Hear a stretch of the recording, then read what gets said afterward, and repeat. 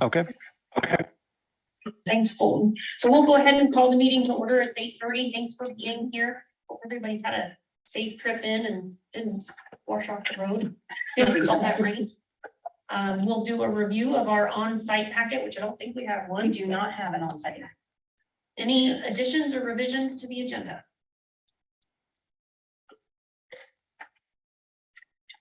Don't have any of those. Okay, we'll move on to announcements. Welcome, Patty. Would you like to do a brief introduction of yourself? I can.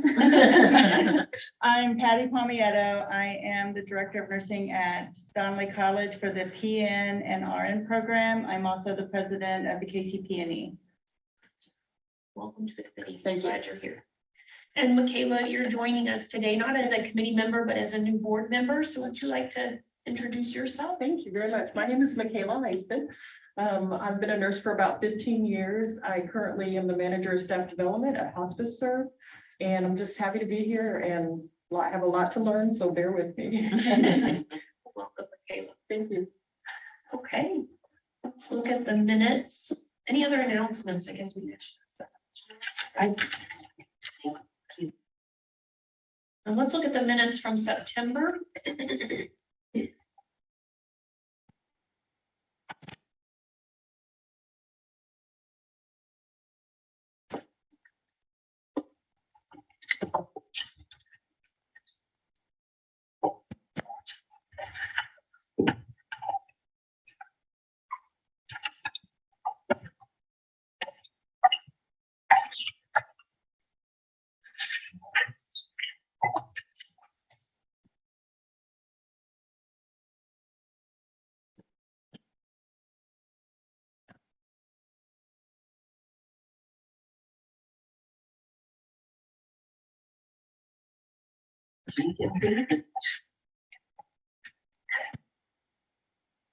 Entertain a motion. I move to approve the September 13th, 2022 Education Committee minutes as written. First, so who would like to second? I'll second. Any discussion? All in favor signify by saying aye. Aye. Any opposed signify by saying yes. And any abstentions? Motion carries. Okay, Janelle, nursing education. Thank you, Madam Chair. I just have a few comments from the update report. It's in the packet. Rasmussen University, last time I think it reported that their director had resigned. They have a new director effective August 22nd. That's Jamie Magana. She's actually been there as the assistant dean since March of 2020. So she's the new dean for their programs, both for Overland Park and Topeka locations. I also just wanted to mention, it's not here, but I got word too, they are moving their Topeka location. That will be moving sometime in the spring of 2023. They have a new spot out at 35th and Burlingame, which is very close to the 470 exchange there. A little more space. I think they were kind of in a smaller building. So North Central Kansas Tech College in Beloit also has a nursing director change. At the time of this report, they had not named an interim director, but as of 12/1, they named Angela Murray as their new, or as actually as the interim director for that program. Angela is an MSNRN and is new to that program, but she will be handling the interim spot for the time being. Also wanted to add one thing that I failed to get into the report, but I did get notification from Hutchinson Community College. Their PN program is letting go of their ASIN accreditation effective the end of December of this year. Just a note, accreditation is not required of our programs in Kansas. Most of our RN programs do. Hush was our only PN program that had it. And I think due to a lot of factors, they are planning to let that go effective the end of this year. We had a lot of site visits this semester.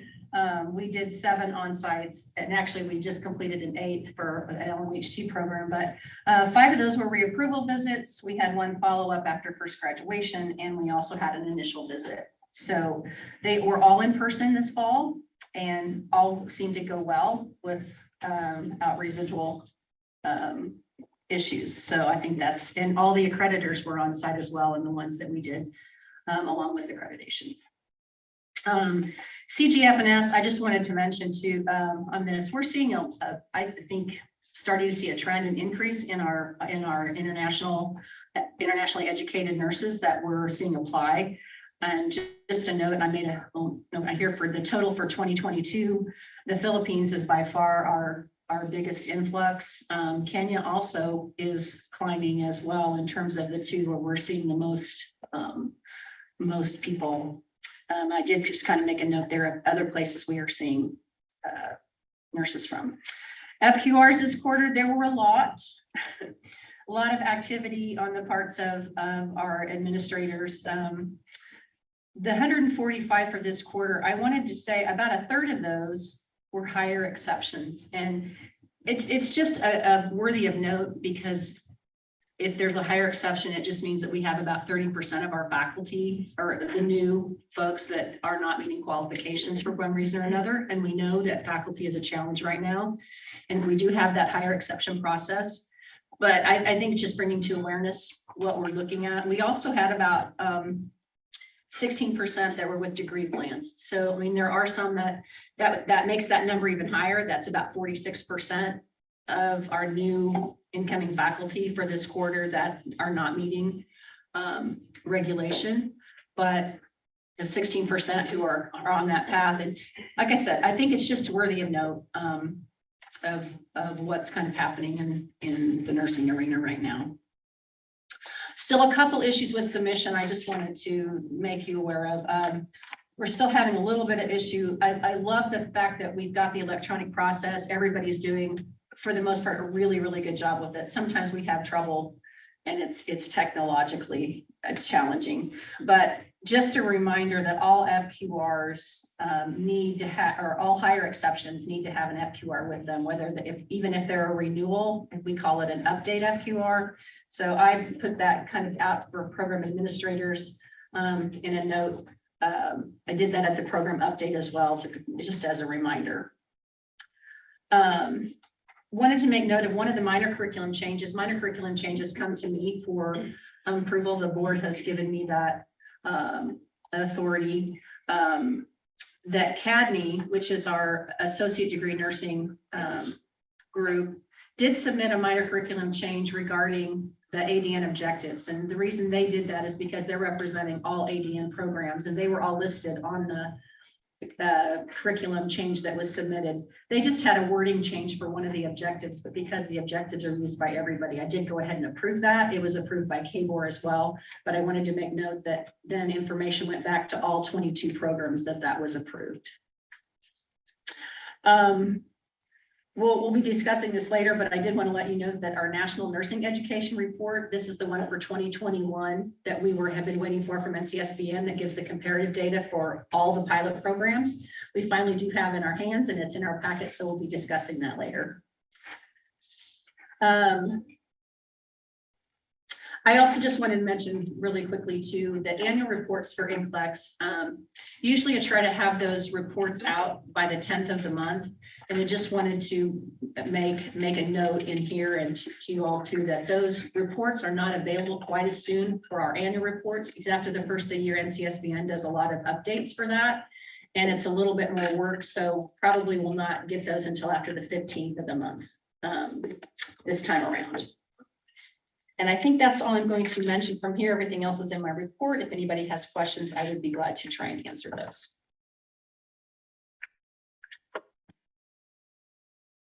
Thank you. Thank you very much, Janelle. Okay. We will move on to our site visit reports, start with Manhattan Area Tech College. Give me just a second here. Manhattan Area Tech College, we did the reapproval for the ADN program. We did that in conjunction with ASIN, a really good visit. That was in October.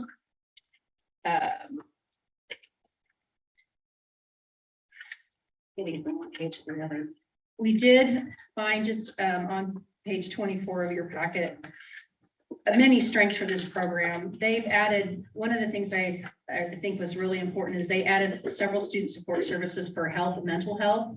Due to COVID, they found some issues and really responded to that. Their first-time NCLEX pass rates have been very high. They've been above 90% over the last 5 years.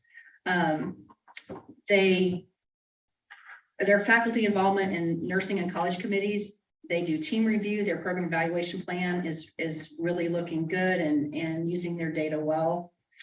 The students seem prepared in the clinical setting. We got really good feedback from the clinical folks about their accountability and their safe patient care delivery. And they're very sought after graduation. They're all doing well in getting employment.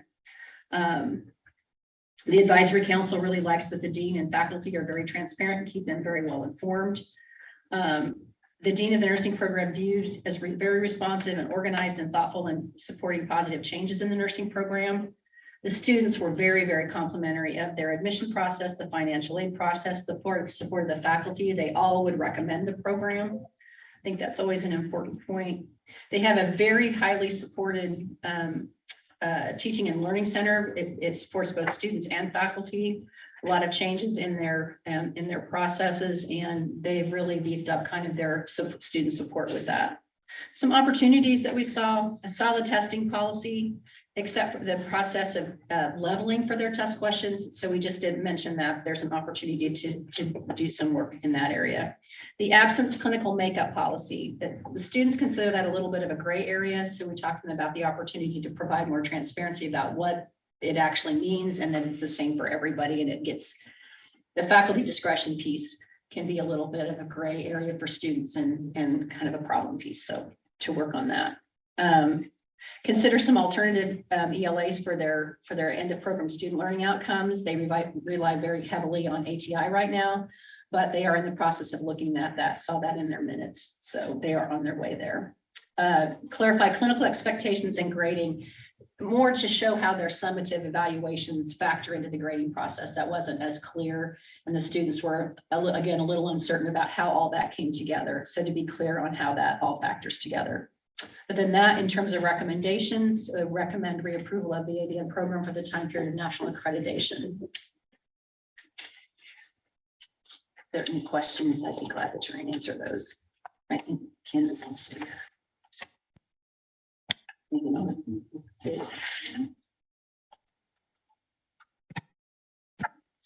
Madam Chair, I move to accept the site visit report for Manhattan Area Tech College, the ADN program, and reapproval of the ADN program for a time period of national accreditation. I'll second that. Any discussion? All in favor signify by saying yes. Yes. Any opposed signify by saying no. Any abstentions? Motion carries. We're on to Wichita State University BSN. Right. So Wichita State, we did both the traditional BSN and the accelerated BSN. And we also did this in conjunction with the CCNE team. We did this on October 12th. They also have a satellite, their first class of their satellite program on the campus at Manhattan. And we also reviewed that again as well. Strengths for the program: strong collegial, very passionate faculty. It was a really interesting and great talk with all of the faculty. There's a lot of support for the nursing program by staff, administration, faculty, and their community partners as well.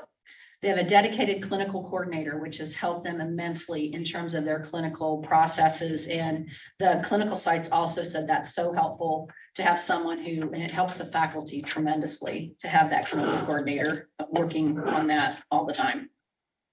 Extensive library resources. The students feel that their resources were amazing. That was their word. They feel the faculty are very helpful and available when they need help.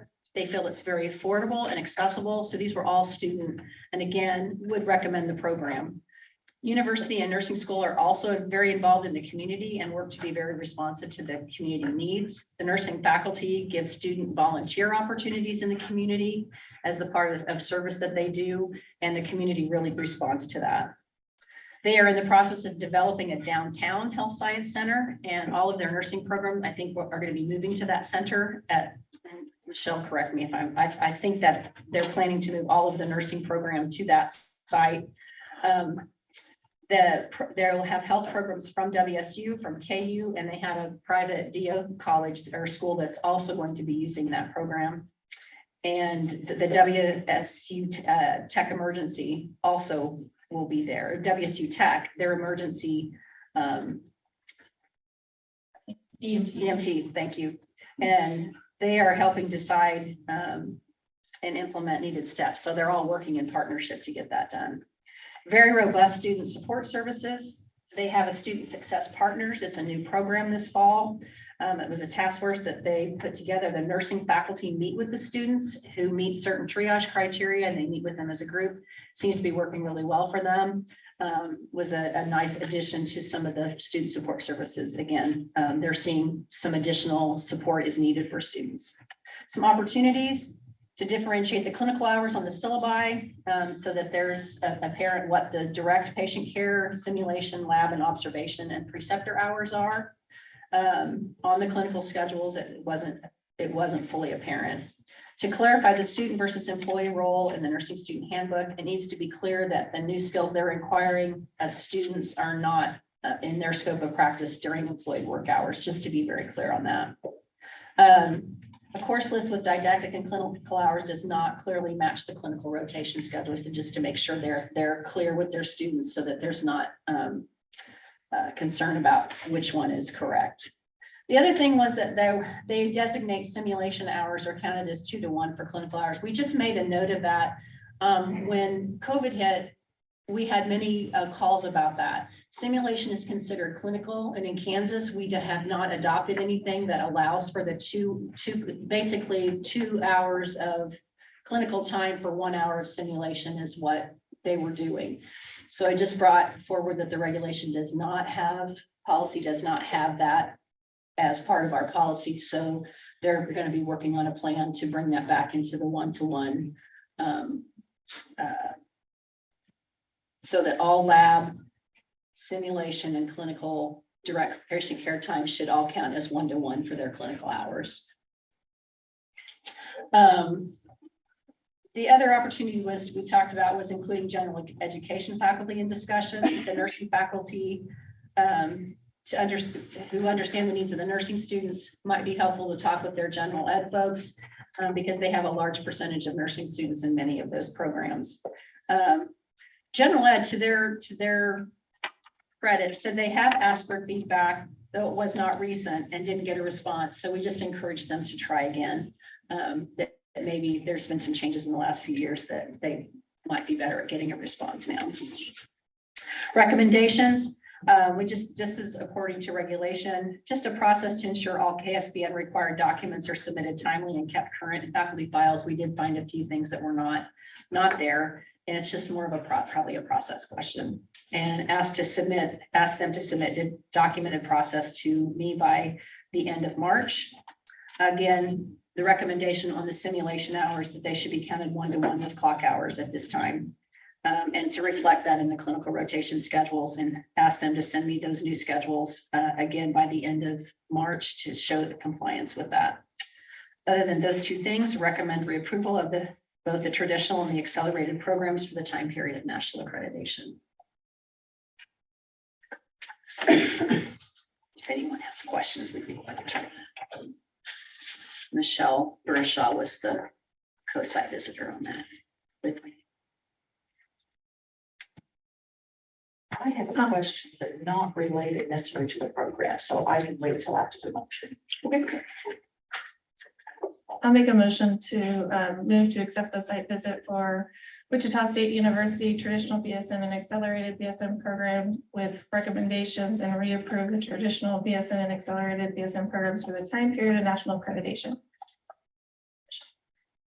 For a second, I'll second. yeah, thanks, Ken. Second. And any discussion? Anyone ask your question now? Actually, it doesn't have anything to do with the program, it's to do with policy. Yeah. All in favor, signify by saying yes. Yes. Yes. Any opposed, signify by saying. Any abstentions? Motion carries.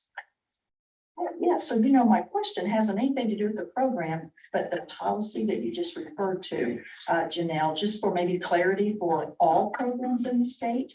I'm wondering, you said that there is policy, so where would we locate that? Well, not necessarily policy, but in regulation, it just talks about clinical resources and clinical hours. There's nothing in there that states, it's sort of the absence of, and we've talked about this with other things too, that I tried to clarify this early on, because with COVID, we still said you needed you still need the hours. If you have 40 clinical hours, you need 40 clinical hours. In simulation, and what we talked about is in simulation, your process time is from the time you start, like with nursing report, any kind of report, the simulation process, the debriefing. So it includes all of that time. And it's not that you have to spend one-to-one time in the simulation. So it's the process of the simulation. But again, we were having people doing 2 to 3 hours of giving 2 to 3 hours credit of clinical time per 1 hour of 1 hour clinical or 1 hour sim was worth like 2 or 3 hours of clinical time. And we just don't have anything that supports that in our regulation. So we were telling people, because some asked, some didn't, obviously. And, you know, I know there is evidence-based practice out there that talks about the 2 to 1 being supported in literature. But the board has not, and the committee, we've not made any changes to that in terms of, I don't know if that would be one of the things that we have that has been mentioned to talk about, might need to be an update, and that might need to be looked at in terms of, but I think also too, to be clear, not everybody was using simulation the same way. Yeah, I just wanted to clarify So, because yes. some of us schools go by keyboard, clinical requirements, which are very specific, clinical, laboratory, etc. And so I just want to make sure there wasn't a conflict between that and the state board of nursing. So maybe we probably can look at it. needs to be looked at, but we just don't have anything in regulation that supports the 2 to 1 or 3 to 1. And that's what I was trying to be clear with them about. I'm just trying to protect all those programs. across the state. I think that's important. Clarifications. Right, I think that's important. We had that come up yesterday too, so. Thank you. Thank you. Okay, Wichita State University, do you? Yes, we did this DMP program at the same time. I probably on the strengths, very similar in terms of these programs are all very well supported. We talked to all the faculty. So many of the things that I talked about in terms of strengths, I will just mention they do have consistent pass rates, which are above the national average for board certification. As you know, we've had some changes in the APRN regulations. So prior to this year, we have not, and actually, have not required a national certification, but with the changes in the APRN regulation and the move to full practice authority, that will become a factor July of 23, I believe. So we talked to them, they were reporting what their board success rates are, and that's that they've been doing very well. I think everything else, they've incorporated trained standardized patient experiences into their simulation experience as well for their DNP program. And they said that's going very, very well. And the students are very excited about that as well. Opportunities, we just talked to them about updating handbooks to reflect the revisions in the APRN regulations to help clarify the board certification and things that are coming for their students who will be graduating. Preceptor orientation. Process and documentation of the process, it needs a little more clarification. It was just a little fuzzy, not quite clear. I mean, once we got through everything, we could see all the different pieces, but right now the program does not require a signed letter of understanding from the preceptors. And so we mentioned adding that to their process. That is part of the regulation. And talk to them about some other ways they could support their preceptor as part of that opportunity as well. So in terms of recommendation, again, this just has to do with their faculty files to ensure a process that all faculty files have required documentation and to send a copy of that process documentation. Other than that, recommend reapproval of the DMP programs for the time period of national accreditation.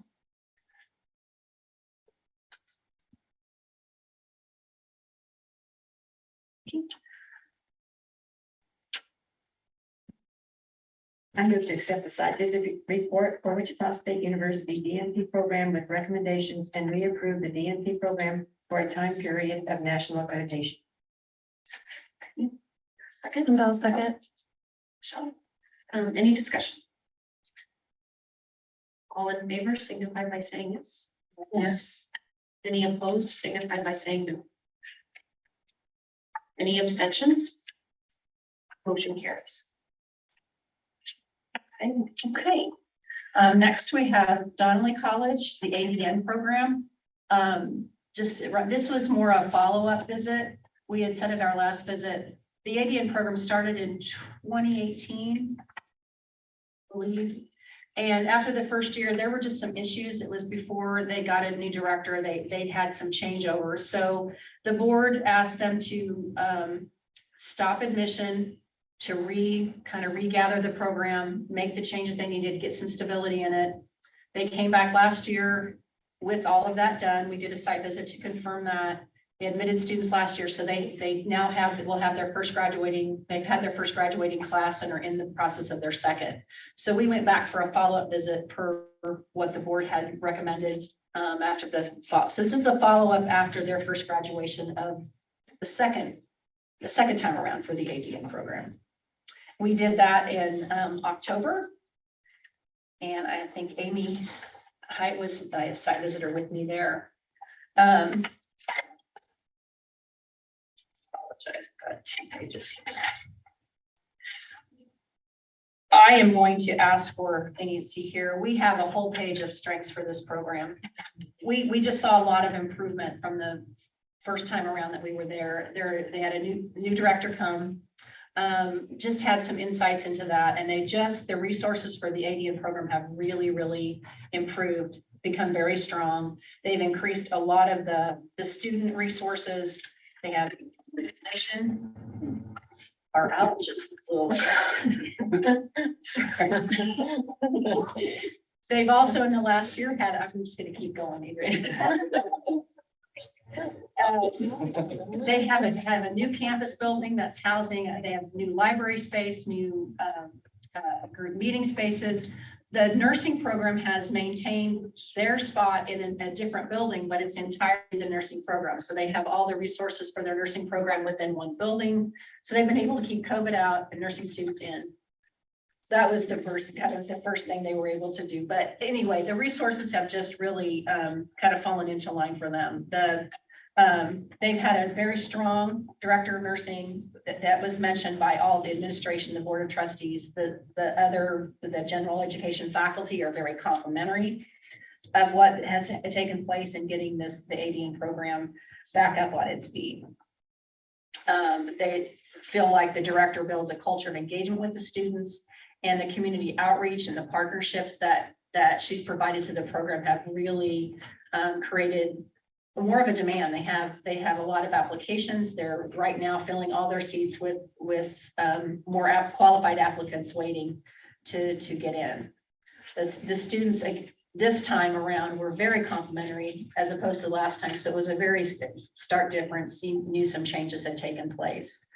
I think everything else there, program evaluation, their faculty is much more engaged. They've had some stability in faculty over the last couple of years, which has been very good for the program. That was one of the issues. They just had so much changeover.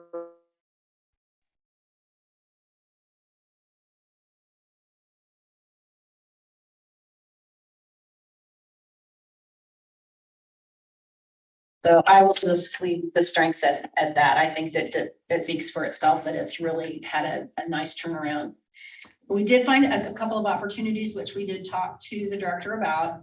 We will have them continue to monitor the NCLEX pass rates. One of the things about this program is they serve a very needed population, but it's also a very unique population in terms of the students they're serving. A lot of first-time college students, maybe even first-time high school graduates from their families. So they need a lot of support other than their families who may not have a lot of experience with that. So the school is providing a lot of support for these folks. Continue supporting professional development and competitive salaries. It's a smaller private college, so it's always a struggle, but they have been able to retain and recruit some nursing faculty, which has been good. Evaluate the length of time from graduation to the NCLEX test dates. What we saw was maybe a gap that students are not testing as quickly. So that may be one of the reasons some of them are struggling to pass that first time around, as they may be waiting too long. So just some opportunities to help them in understanding that might be to their advantage. One of the things we talked about was having transcripts sent from the registrar quicker. So we just talked about some things with them that might be helpful. All the RN faculty was hired between 2019 and 2022, so they're all still fairly new. But to do supportive retention strategies for their continuing education and improvement for program successes, continue with the professional development opportunities and open communication with faculty, which does exist. I just think that, that will help their stability even more, is to continue with that. All ADN students are advised by the director. The LPN students are advised by the director and assistant director, and just talked about consider sharing that with advising with the nursing faculty now that they have a stable and more faculty to help with that, to support staff, especially as the program grows in numbers. It's a lot on the director, who's already doing a lot of that work on her own. Explore ACEN accreditation for the nursing programs. Consider an articulation agreement for RN to BSN, just some things that help with established programs in Kansas. And they have had some question about wanting to start a BSN program, but to get to that stability of the ADN, what we encourage them to consider that before trying to move on to a new program.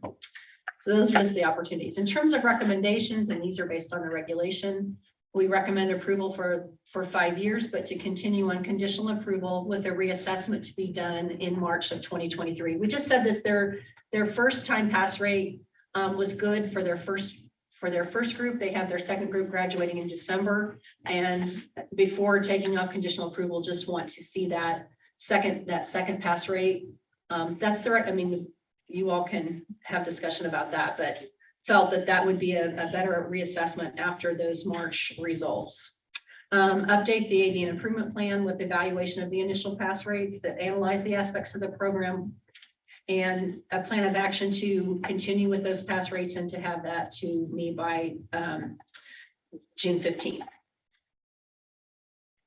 They already have an improvement plan in place. That's what that is just an update to that plan that was in place before. Any questions? That was worded a little bit funky, sorry. Discussion about the recommendations.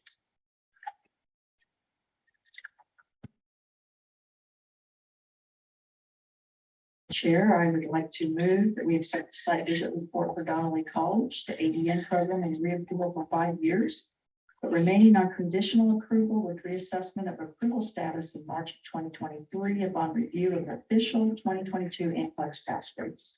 Thank you, Dee. Is there a second? I'll second. Any discussion? All in favor signify by saying yes. Yes. Any opposed signify by saying no. Any abstentions? I'll abstain. Motion carries. Okay, our next site visit was to Coffeyville Community College. We did that November 2nd and 3rd, and Dr. Bonenblust did that visit with me. We did both the ADN and the PN program. So the first report is on the ADN program.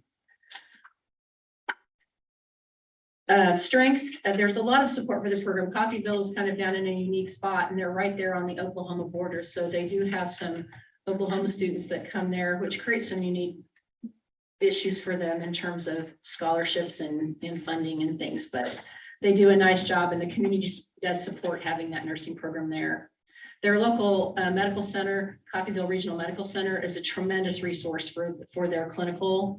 They have so many and varied opportunities with very supportive nursing staff that are working with the students. When we went on site, we went to all the different areas. There are clinics, the hospital itself. They're able to get into the OB. There's not always a lot, but they have a way of working with them so that if there's no OB that day, they can do some med surge, and then so their clinical is flexible enough to allow them the opportunities, and that the hospital does allow them that opportunity to do that.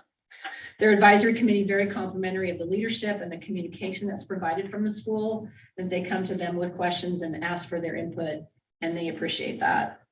Stability and longevity of full-time faculty, including the dean. The dean of career and tech ed, there used to be the program director and is very supportive of the nursing and all allied health programs, but is also very supportive of the new nursing director, who's also had experience with that program. So they've been able to hold that together pretty well. They don't have a large faculty, so that support from those folks is very needed for them. Students are very complimentary of what they call the personalization of the nursing program and how knowledgeable the program director and full-time faculty are. They really appreciate that. They realize that some of the adjuncts are a little newer, but they feel like they have resources to go to that are very knowledgeable. The support of the program by administration and staff. They get professional development, equipment for the program. They've had some grants that have been able to help them do that. So they've had some updating to their simulation and lab things that they can do as well. They also have a lot of scholarship opportunities for their students, which is really good. In the area, like I said, where they are, there's not a lot of other, but I think even the medical center has some scholarship opportunities for the students, which has been very, very helpful for them. Shared community college experience with for nursing faculty with the rest of the Coffeyville Community College. So they are on committees with the rest of the school, and the rest of the committee members and some of the other general ed faculty we talked to are very aware of what the nursing program is doing. Some opportunities to clarify the county.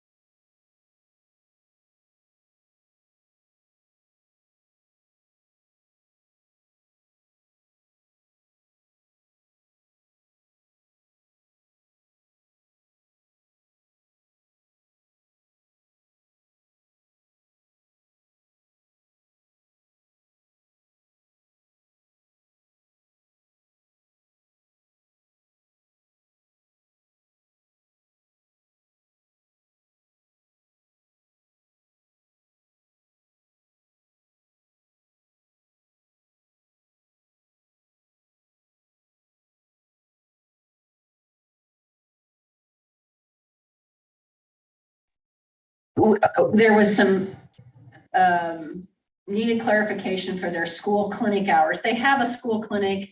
Most of the time, school nursing is an observation. It wasn't really listed. The students talked about it as observation. They're saying it's direct clinical because the clinics are actually clinics, and they have nurse practitioners that are working in those clinics. So just some clarification. It wasn't quite clear, and the students didn't seem to be quite clear either. So making sure that if it's an observation experience, they have objectives related to that. So we talked about that. Availability of the KSA, the 651120 prior to admission. Clarify that they are subject to licensure disqualification. We've talked a little bit about this rather than denial. The board is the only one who can deny. So in the language when we're talking about, this is another thing of working to clarify with administrators, and it's talking about disqualification from the perspective of the school can't disqualify them, but the board could at some point deny them. So we're just being careful of the language. Recommendation, their TOEFL information regarding KSBN was not correct in the handbook, and just asked them to correct that and revise it so that it's appropriate for their school and their nursing program, and clarify who is subject to that policy. So it was just not clear and not correct from our perspective of what's on our website. Library needs updated culling process. We talked to the librarian, supposedly had a culling process, but we found just too many outdated books. They were trying to keep a nursing library also in the nursing part of the building. Again, I think trying to provide some resources, but most of those were again outdated.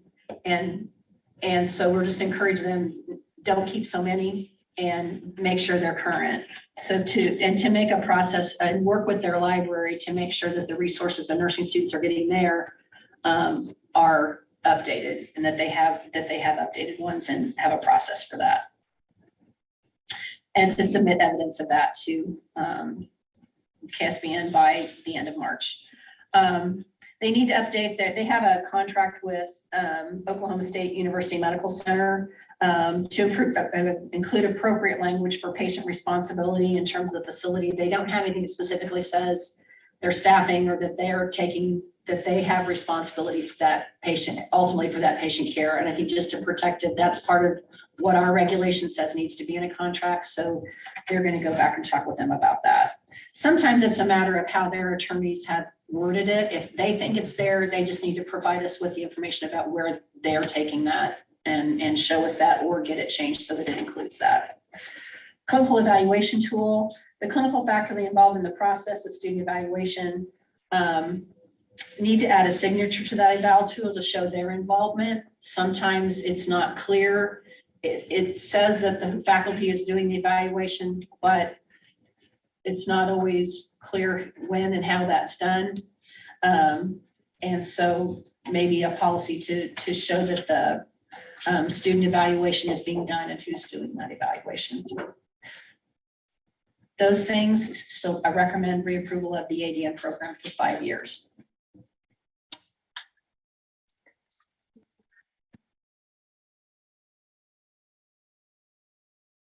I will make a motion. I move to accept the site visit report with recommendations for Coffeyville Community College ADM program and reapprove the ADM program for 5 years. Thank you. For a second. I'll second. Any discussion? All in favor signify by saying yes. Yes. Any opposed signify by saying no. And any abstentions? Motion carries.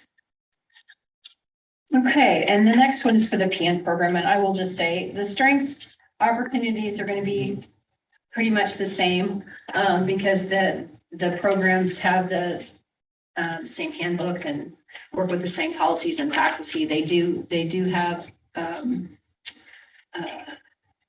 and a lot of the same clinical sites. So all those things that we talked about in strengths and opportunities do apply here as well. And I believe the recommendations are also the same because they apply to the nursing program overall. So all those things are the same in terms of the library, the TOEFL information, the contracts, although I think the OSU contract may be an ADN only opportunity. I'm seeing head nodding. So that one may need to be taken out as it doesn't apply. But other than that, recommend reapproval of the PN program for 5 years as well, noting the same recommendations. I'll make the motion. I move to accept the site visit report with the recommendations for Coffeyville Community College PN program and reapprove the PN program for 5 years. Is there a second? I'll second. Any discussion? All in favor signify by saying yes. Yes. Any opposed signify by saying no. Any abstentions? Motion carries. Okay, moving along. We did a site visit on October 21st for Barton County Community College for the PN program. If you recall, we did an initial visit last spring for them for the ADN program to do a satellite at Pratt, as you recall. we got word in June of this year that the PN program was being closed at Pratt, just lack of faculty and student qualified applicants. They were having trouble getting faculty. So the program closed. They decided to do that. So Barton, I think there was some discussion since their ADN program went in there as a satellite. The idea was that Pratt would keep the PN program going, so they would have students for that ADN program there. So now they're kind of in a position of, well, if we're already there with the ADN, providing a place for the PN students to go, they need students to fill that. So they submitted their major curriculum change request to add the PN program at the satellite campus as well. So went to do a site visit to make sure they had the space to accommodate the PN program as well as the ADN program. And the report is there. This is we used an initial site visit type of report, looking at, make sure everything was ready. Obviously, the curriculum's already approved. We just talked with all these same folks about the ADN program, and Pratt does have, because they've had their own programs, there are sufficient resources they have a big PN classroom as well as an ADN classroom. Their simulation lab, they actually have a little simulation hospital set up, 4 rooms. They found 2 new simulators that hadn't been used, so got those up and running. So they've really done some significant work to bring that up to speed to what their program is in Great Bend, which has had very successful pass rates. So Pratt is an area that they've really been strongly utilized as a program. I think it's just had some struggles. And so I think they'll find students to continue there. I believe, so strengths, we talked about this the last time. They have a lot of support from their administration. Barton also has a lot of other online programs, so they're very familiar with how to provide resources for any online. And even though their program at Pratt is not online, they have resources available from their main campus that are very supportive to this program. And Pratt is maintaining all the physical facility. They're remaining responsible for that. But Barton provides all most of the support services, and because once they come into or admitted to the Barton program, they're considered a Barton student. So Pratt's been very good about providing them space, and they do have library resources there that they're able to use and that kind of thing. So a good partnership, and it's seeming to work very well with the ADN this year. They have a lot of good communication between the nursing program and their student support services. They're aware their student support people come down from Great Bend to Pratt a couple times a month. Students are aware when they're there, so they can also have their counseling services, mental health services, advising, some of their teaching and learning they can set up telehealth or televisits with the support folks as well. They currently have 1 full-time faculty on the Pratt campus for the ADN, and she's going to be helping with startup for their PN. Right now, that's I think one of the strengths. They have a very good, very cohesive faculty, and they're working on how they're going to manage the time between the 2 places until they can get another full-time PN faculty person there. But feel like right now they can get it started even without that. They have the support to do that. They're been very involved in the planning for the satellite campus from the ADN level, so they were able to pick up, and the PN folks were able to see kind of what's been going on and maybe even make some changes and improve that before they admit a PN class. So I think with that,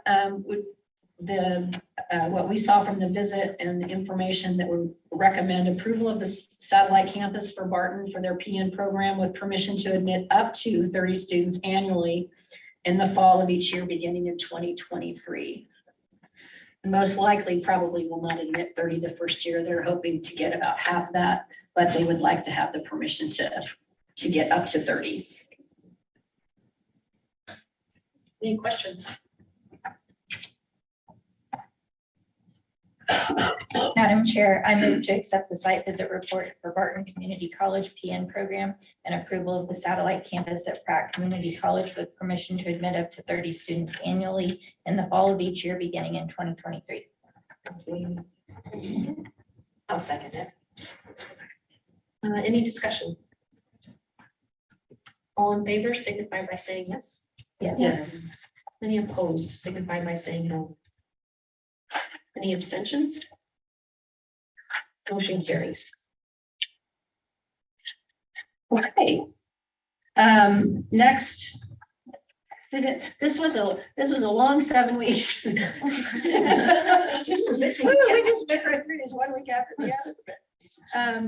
November 7th through the 9th, we did a visit with University of Kansas School of Nursing. We did both the BSN and the DNP. Site visit with me was Dr. Amy Height. We also had CCNE on site. They had 5 people because they were also reviewing both programs. And we also had a U.S. Department of Education site visitor who was there for us. So we were being reviewed while we were reviewing them. So it was just quite the party.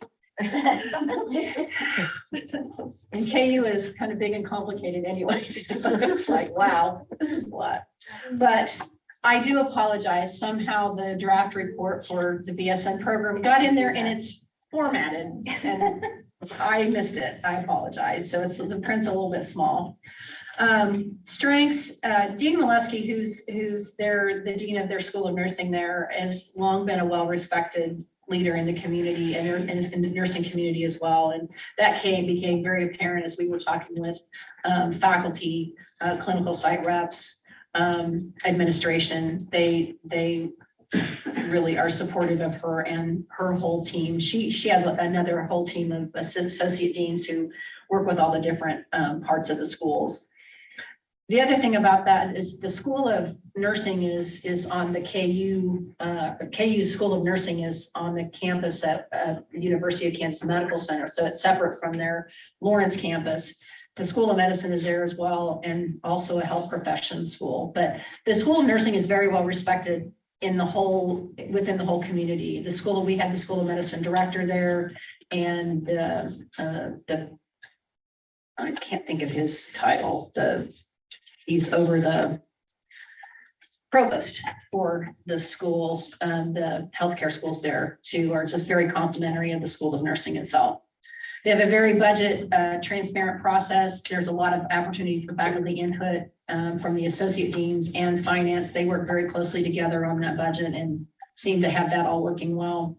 A lot of partnerships. There are partnerships with community colleges across Kansas, and also their community partners within the Kansas City area in terms of some of the other clinical facilities.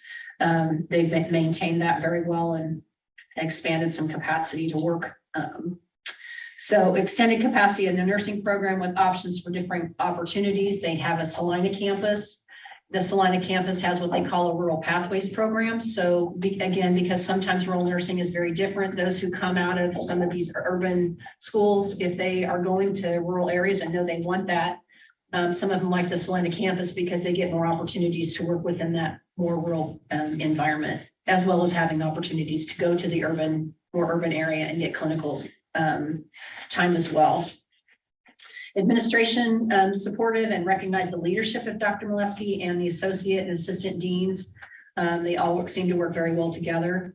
They have some very unique advancements with their technology. They're using simulation and virtual reality with their students. They have a tech program, I can't think of the name of it, but that they're working with. They have donated some virtual reality goggles for them, and they distribute that to both the Salina campus and the campus there at Kansas City, and working on ways to help in the simulation and making it more real for them. And the students are really liking that technology and finding it helpful too in terms of their learning as well. So it's a very unique partnership.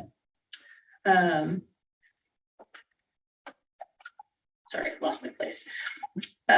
Faculty and students are represented on student council, or on all their faculty councils, committees, assembly. They're on site and also with the Lawrence campus if they choose to. Some of them are involved with that extensively. Active and supportive advisory board. They meet quarterly. They're very engaged. They are very dedicated to the success of the School of Nursing. And they recognize that the School of Nursing for building leaders from their students. They were very specific about that. They feel like that KU their program has helped And they pointed to a lot of the people in the room who came from that program who are now working in community capacities of leadership. And that was recognized. Awareness of community and state healthcare needs, and that they're trying to address that in the nursing program and the changes they make with their curriculum and addressing what needs are currently. Students are desire to be the best. They said they're very inspired by their faculty. A lot of the faculty have part-time, some of them are very heavily research oriented, but also do some time teaching. So they have a lot of access to see what nurses can do other than what's patient care, even though that's their main job. But I think they also see that they're very inspired by what their faculty do, and that was one of their main comments, and again, recommend that program mostly because of all the opportunities they get for the innovation and inspiration that they feel they get. They have a very diverse faculty with a lot of very clinical and educational experiences. They have nursing courses, which include interprofessional learning. They have RT, their respiratory therapy on site, pharmacy, other allied health professionals. They actually do some simulations that are inclusive of all of those. They do nursing with pharmacy, nursing with respiratory therapy. I think they even have one they talked about which included all the School of Medicine, School of Nursing, RT. So it's a full kind of allied health simulation that involves all of them. So that's unique and nice to have. Successful, consistent, and NCLEX pass rates. So I think it's always one of the things we like to see. Opportunities, again, it kind of comes down to some of the clarifications to clarify the English language proficiency requirements on the website. They have it on the main admission page, but it refers to international student requirements. It just wasn't clear how to find that if you're a nursing student, and that the same standards would apply to their nursing program, and to be able to connect those two. Also, we asked them to clarify the language regarding precepted clinical time. They talked a lot about precepted time, and I kept looking for preceptors in their program, which they don't have. And it was clear that the way they were using precepted time was different than what we were calling preceptor time in the regulations. So to clarify that language, because the students did it, the faculty did it, it was just really unclear. Do you have preceptors or not? But that's not, they were using precepted time differently. So we're just asked for some clarification, making sure that the regulations are clear regarding preceptor time when you're actually one-on-one with someone and what you need to do for those preceptors, but that's not what they were talking about. So we just want to make it clear that their students understand that too, and that faculty are clear what it means, what the regulation means if they do use preceptors for their capstone, which they do. But that's really the only course that has actual preceptors. Again, we had the simulation time was being counted differently than one-to-one with clinical hours. So we just, again, an opportunity to clarify that that's not how our regulation reads. And that at least my understanding when I'm going out to site visits, we got this clarified. Like I said, when COVID started, that we recognize it as one-to-one clock hours for simulation, lab, and clinical. That's all counted as clinical time. It should be one-to-one time. Clarify expectations, and basically kind of a rubric for admissions in the nursing process. They have a process that determines who's admitted, but it's not very clear if a student said, you know, how come I made it or didn't make it and she did, I have the same level. They have it in their own heads, but to maybe a rubric would help clarify and help maybe a little more for their process and policy. So recognize that as, and they actually had recognized that as an opportunity already. They just are, they've had some changeover in the area of the School of Nursing that works on that and their admissions and their HR processes. So she's been working on that, and I think they'll have something probably for that very soon. Recommendations, again, just to clarify, the simulation hours are part of overall clinical and should be counted one-to-one, and that should be apparent on the clinical rotation schedules. And then to recommend reapproval of the program for the time period of national accreditation. That was a lot. It gets to be a mouthful. I know. We'll start coughing.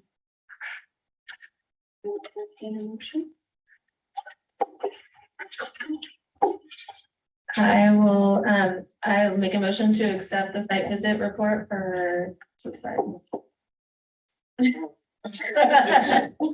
Next.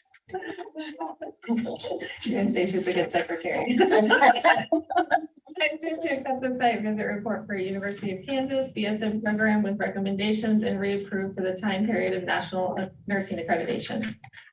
Michelle. Okay, Amy. Any discussion? All in favor, signify by saying yes. Yes. Any opposed, signify by saying no. Any abstentions? Motion carries. Okay, and last but not least, we also did the DNP programs for KU, their School of Nursing. And I'm going to again ask for, we've had again many strengths for this program. I will mention a couple because they are particular to the graduate program. Again, the majority of their graduate courses include interprofessional learning, which I think is a really great for them. There was the MSN and DNP students, they have MSN students that we don't regulate programs that don't go for advanced licensure, but they have some programs or some of their courses where the MSN and the DNP students are completing research or quality improvement projects. And what's great is that they're working on projects and they're working with their faculty as well. And that a lot of those improvement projects are directly related to the healthcare system that they're working in, and they're seeing direct benefit identified from that.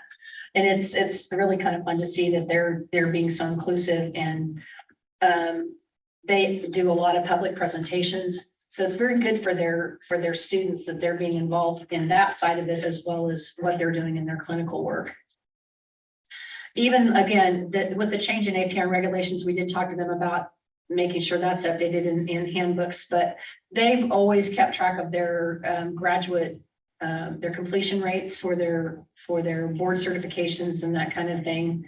So they've had greater than 90% pass rates within a year of completing the program for their graduates. So they're doing very well there already, and are, I think, well geared to be looking at that in the future as well. Lots of experience with their APRN faculty in both practice and education. There's a variety of both PhD and DNP prepared faculty, and students really view them as great educators and clinical mentors. They feel like they're very prepared when they come out of that program, and they're have been very impressed with the knowledge and clinical application.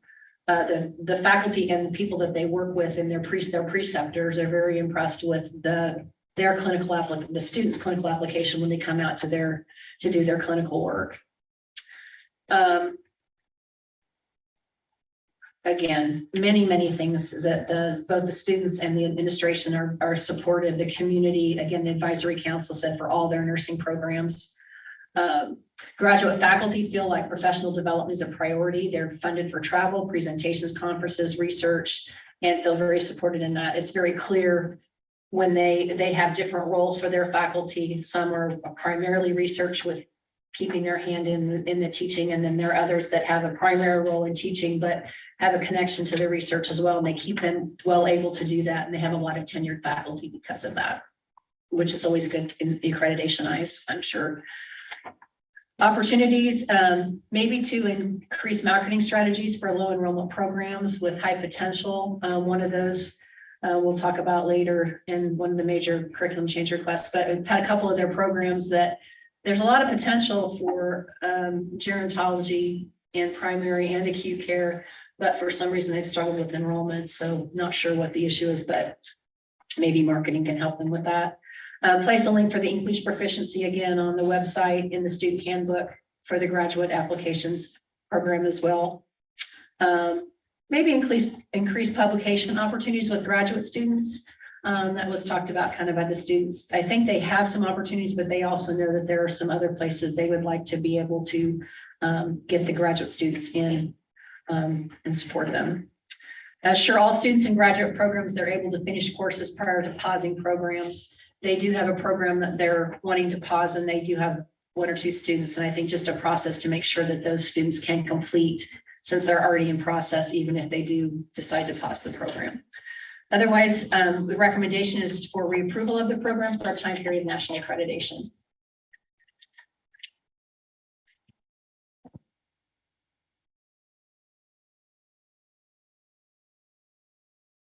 Accept the site visit report for University of Kansas BNP programs and reapprove for the time period of national nursing accreditation.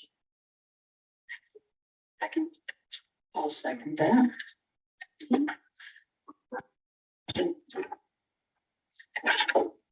All in favor signify by saying it's Yes. Any opposed signify by saying no. Motion carries. Thank you. And I think that's the end of our site visits. Yeah. For now. Did a lot of work. Well, it was yeah, it was a busy time. Thank you to all all the help I got from our board and committee members for that as well. I couldn't do it without them, and to Carol also, who ended up with me on a couple site visits. So we just kept scheduling them. Okay, well, let's move on to some major curriculum changes before we work for another 20-25 minutes. We'll take a little break. Okay, I think we have presenters here.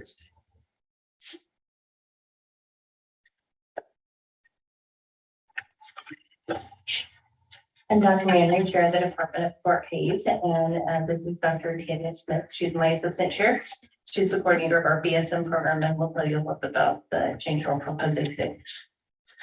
Thank you. At Fort Hays, we focus on continuous quality improvement. Even though our pass rates are consistently in the 90s, we always look to improve our curriculum.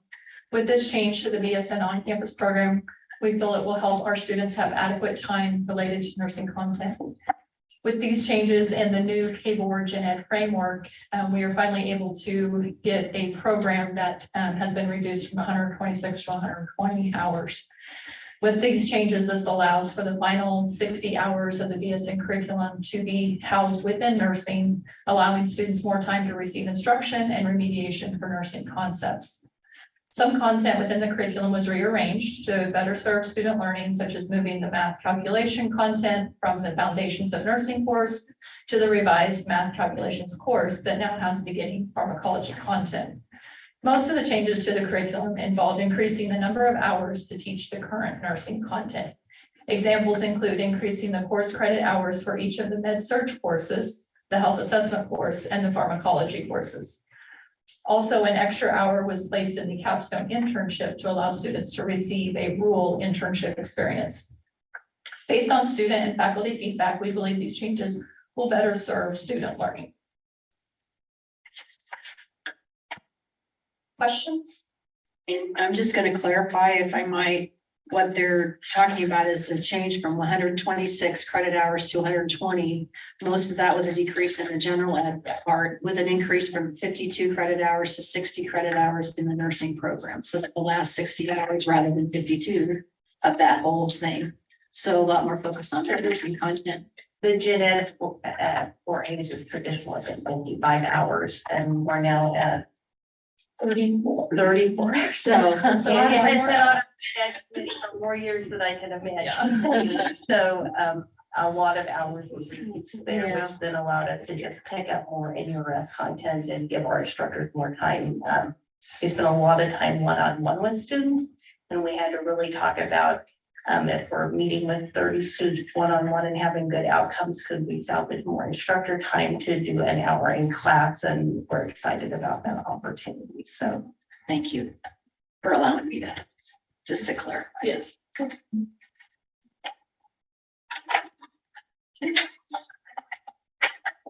I was going to say, I commend you, while I appreciate general education, I commend you with the focus on quality and safety with nursing right now, that you have increased the NURS, or the out nursing curriculum. it really came down to, while we have good completion rates and we have good pass rates, even if you're losing one or two students that you could potentially impact and have a better positive outcome, that if that extra time in class would make a difference, then we're excited to do that. So I'll make a motion I move to approve the major curriculum change request from Fort Hays State University BSN program to reduce the total program hours from 126 hours to 120 hours, with a decrease in prerequisite hours and an increase in nursing course credit hours from 52 to 60 credit hours, with redistribution of the content within the BSN curriculum.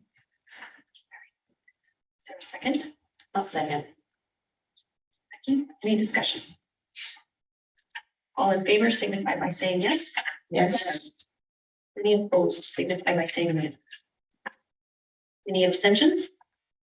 Motion carries. Thank you. Thank you.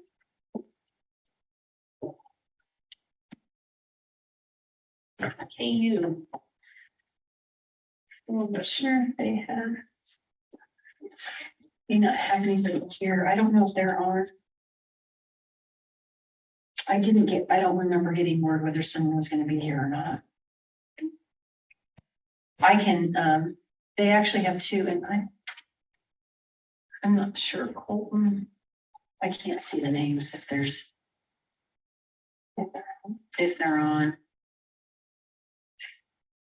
They probably are, they always are. I'm gonna go ahead. I don't see, oh, Dr. Teal, Cynthia Teal, Colton, is there a way you can move her? We will see. Okay. I don't know if I'm still the host. Oh. When Adrian stepped out of the room, if he's not, then I'm gonna Oh, have. it to looks like I apologize. can. Okay, Sorry, who was it? Cynthia Teal? Cynthia Teal. And I apologize, Dr. Teal probably sent me something that she was gonna be on, and I, being gone as much as I have, that's sometimes the downside. Good morning. Morning, I'm so sorry, I didn't even check to see if you were in the room. That's okay. I was here waving and I'm sure. realizing that you probably couldn't see me or hear me, but thanks for the opportunity to present our request for major curricular change. And the first of these two requests is to suspend the admissions to our adult gerontology primary care nurse practitioner program or specialty in the DNP program. We have had this for a number of years and have tried various marketing and recruitment strategies to the specialty and just have not found the right combination. We were down to only 4 students remaining in the specialty when we made the decision to pause after those 4 students had completed their specialty rotations. When we let them know and also let others know of the intent, 3 of the 4 moved over to the FNP. So now we have but 1 student, but which is too bad. Of course, you want more than 1, and we will continue moving that student through the specialty courses. But we are proposing pausing the primary care specialty for the moment after this 1 student completes. I think we put the motion for these 2 together, if you want to go ahead and do your other. Okay. And our other request is a slight change in nursing 941, which is preparing for doctoral leadership. The course had been 3 credit hours, with 2 of the credit hours counted as didactic and 1 counted as practicum. And as the faculty were reviewing the experiences in the course, they didn't really feel as though they could justify having an hour of practicum any longer. So the proposal is to move to 2 credit hours for 941, and those 2 would continue to be the didactic portion, freeing up 1 credit hour for an elective. And so the students who are planning on taking this 2 credit hour rather than 3 credit hour in the spring semester have already been arranging for independent studies in a variety of areas. which is turning into a really exciting opportunity. And probably what we're going to be doing as a consequence of this is developing some 1 credit hour focused opportunities in say, for example, palliative care or another specialty area or mixed methods for an inquiry side. So that's to be developed in the future. But for now, our request is to reduce 941 from 3 to 2 credit hours, not changing the overall credit hours in the program, but that 1 credit hour would move to an independent study.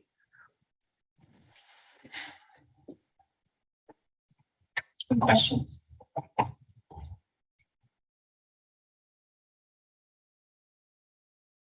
Chair, I move to approve the major curriculum change request from University of Kansas Graduate Program to number 1, suspend the admission of the adult gerontology primary care nurse practitioner specialty due to low enrollment, and 2, change nursing 941 preparing for doctoral leadership from 3 credit hours to 2 credit hours.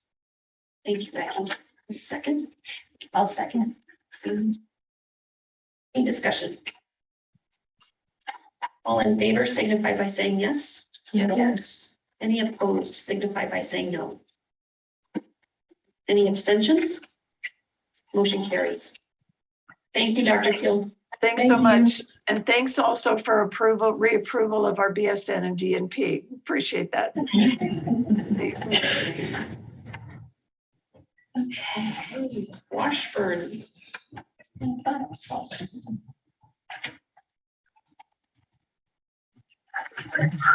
So good morning. I'm Dr. Jane Carpenter. I'm the Dean of the School of Nursing, and this is Dr.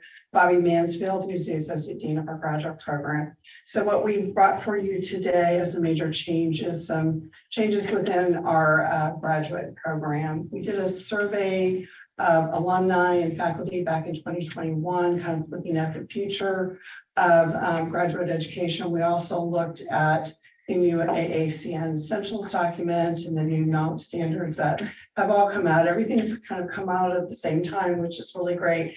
And we have traditionally, our program had courses within the School of Business, and we're finding that those don't seem to be as high a priority at this point. And along with that, the School of Business at Washburn looked at consolidating and kind of rearranging the curriculum for students with their MBA programs. So they consolidated a couple of our courses that our students were taking. So as a result of that, our 2021 and 2022 cohort have some changes in their curriculum. So the marketing and finance course and entrepreneurship courses have been combined, and those cohorts will continue to take the course, but there'll be a gap of about 3 hours within the curriculum. So for our BSN to DNP students, we're recommending adding several courses. And so while our proposal is a little long, Dr. Mansfield has done a really good job of outlining how each specific cohort, whether they're F&P, psych, mental health, and they come in MSN to DNP, how that affects. But our BSN to DNP will see a elimination of one of the business courses, but then we'll see we're proposing to add NU 874, which is an applied diagnostic reasoning and clinical decision-making course, and then a professional role course, which is NU 980. So there'll be kind of an even for our MSN to DNP students. They will see an elimination of 3 hours, which again, we feel like will put us on par with other MSN programs within the state of Kansas. And Dr. Mansfield will tell you just a little bit about the 5 courses that we're introducing here. So opportunity came when the business school decided to adjust their curriculum. It put us into a rapid quality improvement mode, but I couldn't say the timing. I mean, the timing couldn't be better. So faculty have collaborated and looked at truly what are the needs of a practice-ready DNP. There are 7 ways to become a DNP at Washburn. So we apologize for the mistake, but I assure you, they've been very well thought through. If there's any loss in program hours, they occur in the MSN to DNP program. Adjustment of hours actually puts us in a par. We did a survey of other programs in the state and also some flagship programs nationwide. And so we were a little over in our credit hours. So what we are trading out is quantity for quality. And so just briefly, not every, as you look at the tables, which I'm sure you've memorized, not every student is affected in their specialty track and their preparation coming into the program in the same way. But the new courses are what we ask your approval for. And as Dean Carpenter said, these are interim program revisions affecting the students currently in our program. We hope to come back before you in the spring or summer with a little push further that's going to put us in a really good position. So thank you for your consideration. So there are 4 new courses. The one that affects probably students the most in most of the tracks is NU 874. It's an applied diagnostic reasoning and clinical decision-making course. Our faculty felt that our students needed really an advanced Pharm 2. And we know patho is an endless subject. And so the emphasis in both medical education and advanced nursing education is highlighting awareness of what that diagnostic reasoning process is. So we're very excited to offer that to all students in the program who are currently in these cohorts. The second course that affects most students is NU 870. It's data-driven practice. Of course, we have an informatics course in our program, but when we look at measuring outcomes in healthcare and the large data sets that students and all of us are exposed to, we have the luxury of having someone in our program who's very qualified in database management. So we are also excited to offer students insight into how to look at the data and derive meaning from it. So that's the purpose of that course. And then the other changes apply to, am I missing one? We have a basic office procedures and assessment course, and which is NU 843 that we propose, and an NU 876. It applied, it's advanced office procedures. Collectively, those will comprise 3 credit hours, and they'll be for family nurse practitioners. Procedures and specialized assessments have been done in kind of a peripheral way in our primary care practicum courses. Now we once again focus on the importance so we can stand shoulder to shoulder with our PA colleagues. So we always take it. So that is the purpose of that course. And the final revision is for any student who is BSN to DNP or someone in the program who's MSN to DNP and is not a nurse practitioner, their final semester will include NU 980, which is a professional role development and transition course, helping them understand NPI numbers and state boards of nursing, because we have students, of course, from other states as well as Kansas. So that's the short version. Thank you for considering the many aspects of this interim change.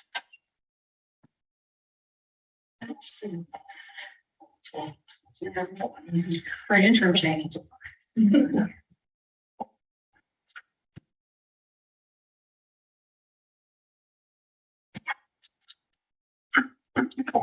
Madam Chair, I move to approve the major curriculum change request from Washburn University Graduate Program to approve interim changes in the DMP program plans for students admitted in the 2021 and 2022, resulting from consolidation of courses taught by the School of Business.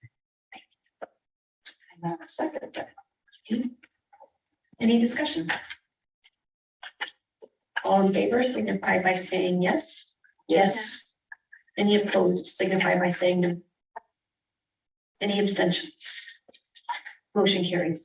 Thank you very much. Thank you. When we come back, it'll be simpler. Interim is always interesting.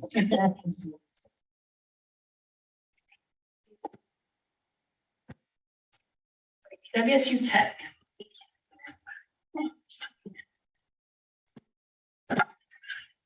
Oh, All right, so we're coming today to ask permission to increase our, we just started our ADN program this fall. And what we'd like to do is increase our cap to 30 in next fall in 2023. And this would be specifically for students who are already LPNs and want to get that RN. It's really not, we hesitate to call it a bridge code program because that's I think that's a different program. What we would do is the students would come in and they would take ADN 110, which is the concepts of professional nursing transitioning from LPN to RN.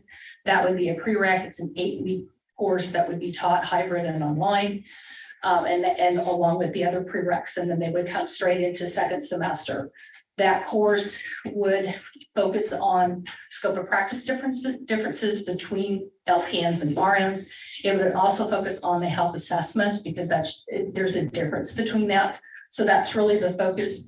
And to get them up to speed, we are a concept-based curriculum, which the AD or the LPN in this state is traditional. So there is a course that the first semester students take called Intro to Nursing Concepts. They will also take that course in their first semester with us. And we've aligned the schedule so that the students can take that the first 4 weeks of school right along with their other coursework to help prepare them for learning nursing in a different way. So we were requesting approval for an additional 10 students along with the approval for ADN 110. And 10 students each year when you admit your other cohort. Correct. So it'd be 20 new, 10 LPNs.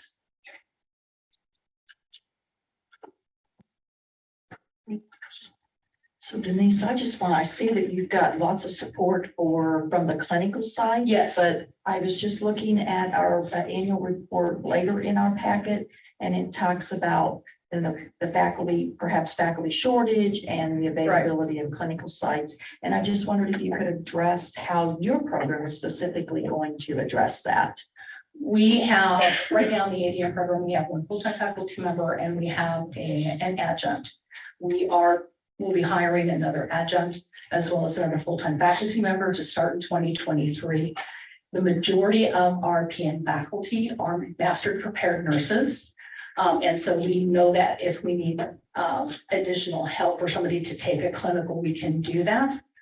So we do have some of that. We do have some faculty that can flip over to the RN program as well. So you have a little wiggle. Yeah. You what? You have a little wiggle room. Have a little, yes, have a little wiggle room.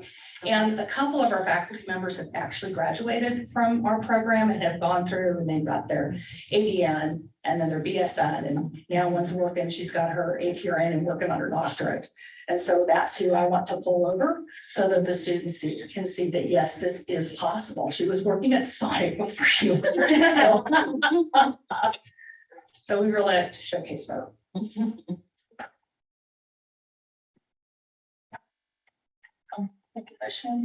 I move to approve the major curriculum change request from Wichita State University Tech ADN program to add 10 additional admits annually for LPNs starting in the fall of 2023 and to approve a new elective course, concepts of professional nursing for these students. Sorry, that's worded. And it's long. It's an elective course, yeah. Okay. Yeah. Not an elective for them, but They're gonna discuss that. oh, Okay, I'll second, just so we get discussion. And then let's have discussion on that. Yeah. I think it was a little unclear, but go ahead and address what you mean by elective. by an elective. It's an elective.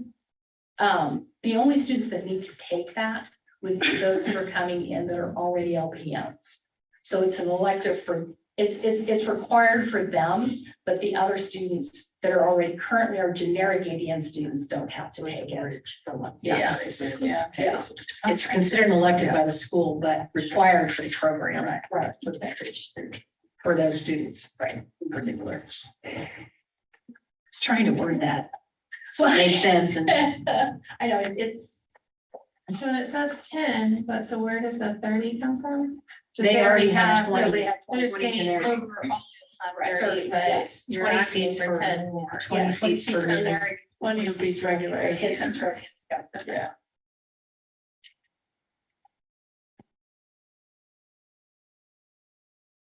Okay, all in favor signify by saying yes. Yes. Any opposed signify by saying no.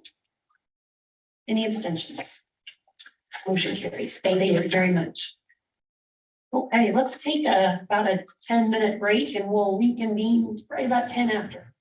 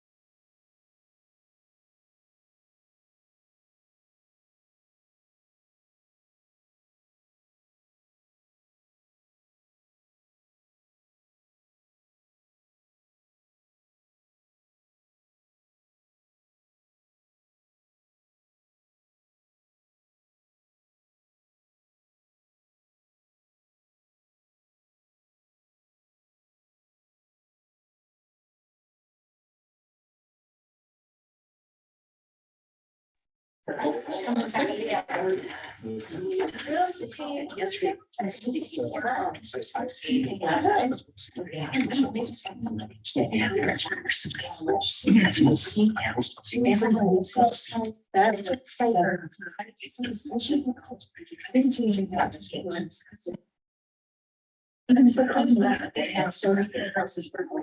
you. That you're seeing. Also, for us in the last year, because they just. Yeah,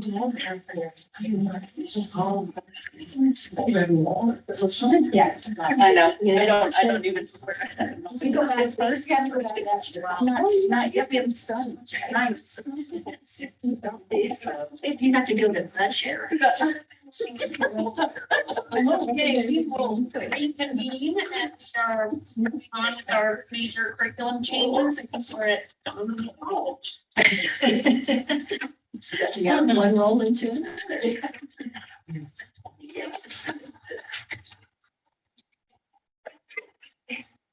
Okay, so Donnelly's coming with their ADN bridge. We are requesting, I'll talk slower. We are requesting to add an evening cohort of 15 to mirror our daytime cohort of 15 in this ADM program.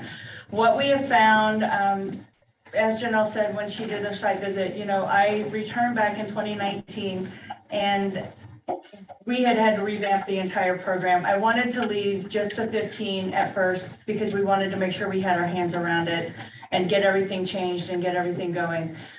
With that and with what we considered a very, very successful audit, we had no findings that we feel we're ready to go ahead and add that next 15. It has been a struggle to get an 80% on 15 students, especially when not all 15 always make it through. So then we're looking at sometimes doing 80% on 10 or 11, which is a struggle as well. But we now have 192 people waiting for a seat for 15 seats. So we are, even if we get the 15 seats today, we could fill that and still have a waiting list of over 100 waiting to get in for their bridge. So we're asking to do a nighttime program. We've had a lot of concern about not being able to go in the day. So we would like to just mirror our thing, keep it at 15 for each of the cohorts, day and night. Any discussion? Questions? So Patty, I would just continue to ask about clinical and faculty, if you wouldn't mind, just. Sure, absolutely. I know you've addressed that, but. So we have 7 full-time faculty right now that go between our LPN and our RN cohort. We are adding another full-time faculty if we are awarded these seats. Our clinical sides we've already put into our MOCAN system for that. We've already gotten that. We just hired 2 more clinical adjunct faculty. So that brings our adjunct faculty for clinicals up to 10.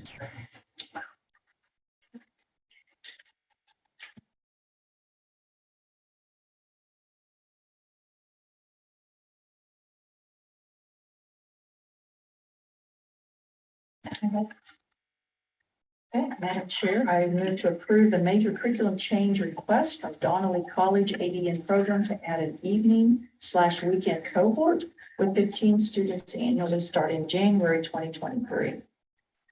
I'll second. Thank you. Any discussion? All in favor signify by saying yes. Yes. Any opposed signify by saying no. Any abstentions? I abstain. Motion passes. Thank you. Thank you. Great job. We appreciate what you're doing. You've obviously made some big changes there, so you've done really well. Thank you.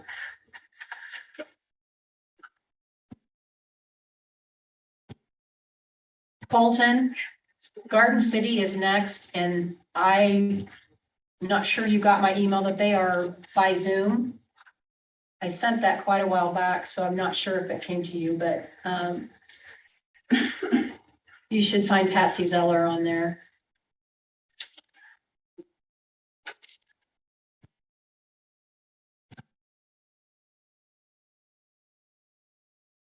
Apologize, I know she and her group are going to be on Zoom. I think they're all together.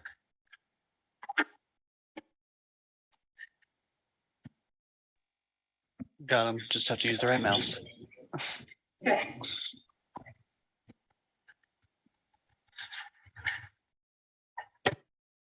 I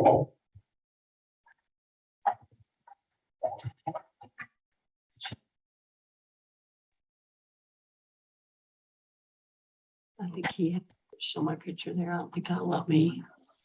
He can't. Stay.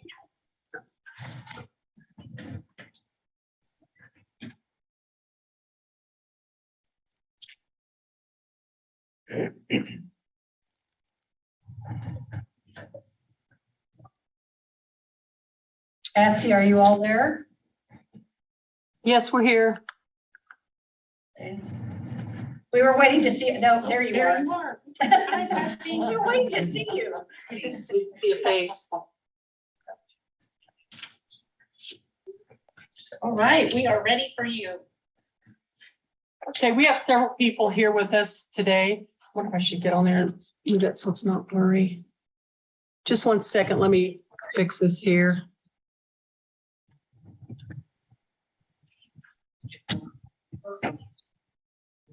There you go. I have several people here with us today, so I'm going to just introduce those. We're going to come to the front of the screen whenever, if we need to speak. Myself, Patsy Zeller, the Director of Nursing Education here at Garden State Community College.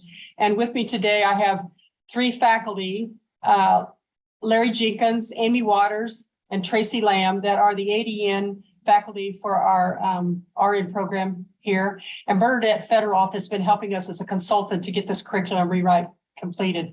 So Amy Waters is going to kind of do a summation, a little bit of what we've been working on. And then if we have any questions, we'd be glad to help you out with that.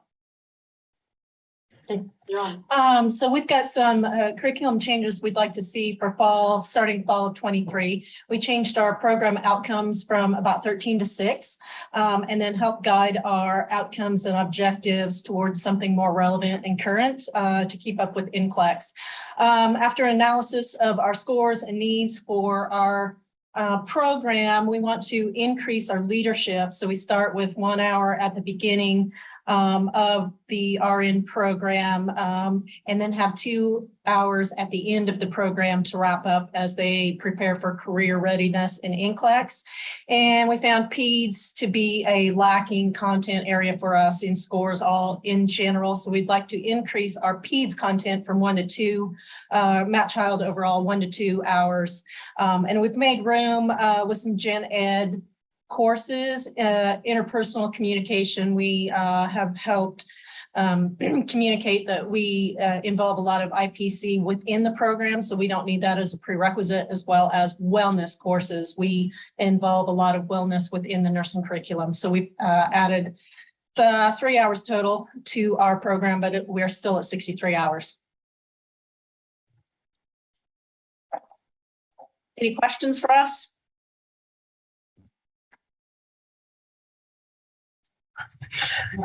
That's a lot of work. It has been a lot of work. If we'd really known how many hours, I'm not sure we'd all volunteered, but Bernadette's been great to help us.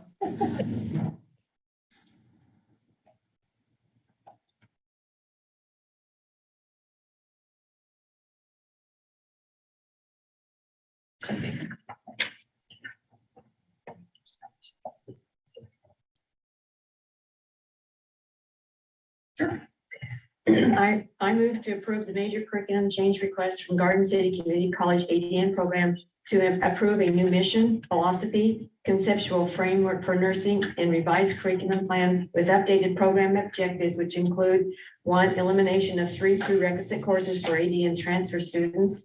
2, total credit hours for nursing courses increases from 18 to 21 credit hours, and total AAS degree will move to 63 credit hours. Actually the same, it doesn't move. I'm sorry, that was my fault. Oh, it doesn't move. Well, move from 63 credit hours. So at nursing 205, advanced maternal child for 2 credit hours. 1 hour didactic and 1 hour clinical. Nursing 206, advanced leadership, 1 credit hour, which is a new class in first semester. Movement of NURS 215, advanced mental health from fall delivery to spring. And NURS 216, transition to professional practice, 2 hours, moved to spring semester. Implementation scheduled to start in fall of 2023. Thank you, Becky. Is there a second? I'll second. Any discussion? All in favor signify by saying yes. Yes. Any opposed signify by saying no. Any abstentions? Motion carries. Thank you, Patsy. Thank you. And Thanks.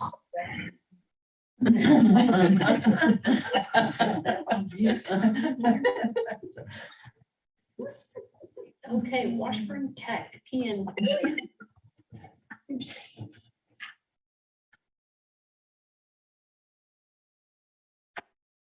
I'm Pam Masters, Director of Health Occupations at Washburn Tech, and our request is that we change 3 of our courses, PNS 212 Adult 2, PNS 242 Leadership, and PNS 245 NCLEX PN from completely in person to hybrid, so that some of that content can be taught online. That doesn't include any lab or any clinical at all.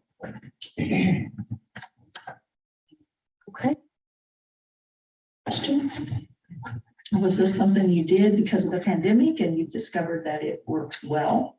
Yes, and we've changed some of our courses for level 1 and a couple of the level 2 courses previously, and it is working well, and it's helping with flexibility with instructors as well. Okay. Chair, I'd make a motion to approve the major curriculum change request from Washburn Institute of Technology PN program to change PNS 212, Nursing Care of the Adults 2, PNS 242, Leadership Roles and Issues, and PNS 245 NCLEX PN courses from in-person to hybrid delivery modality. Is there a second? Any discussion? All in favor signify by saying yes. Yes.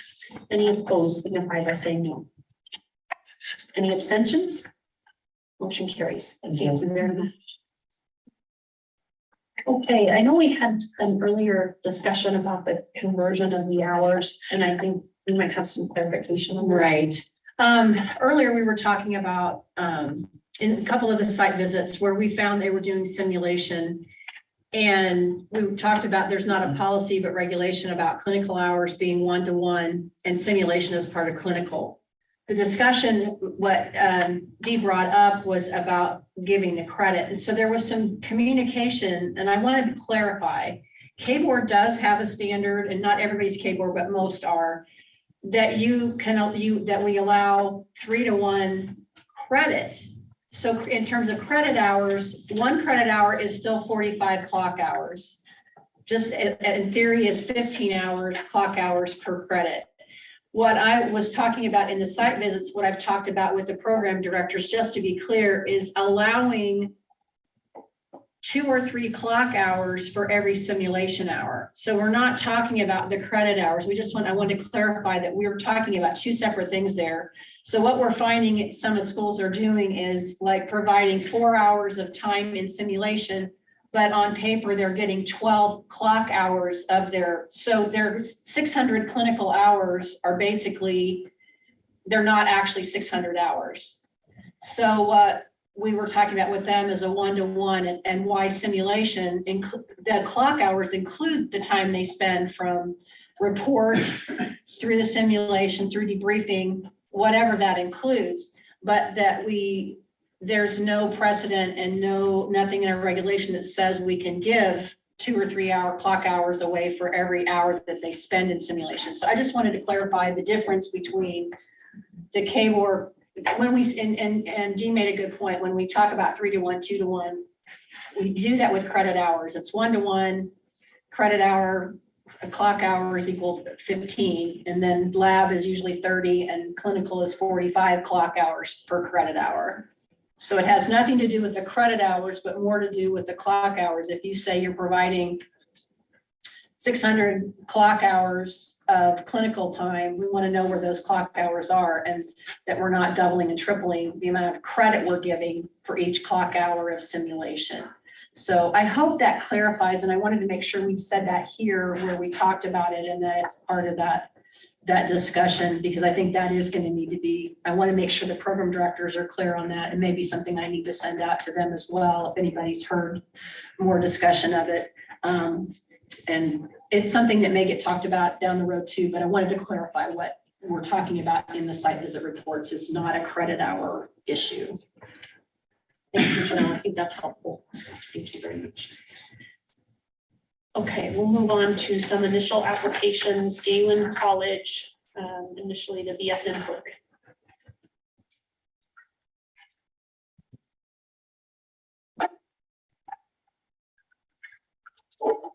Good morning.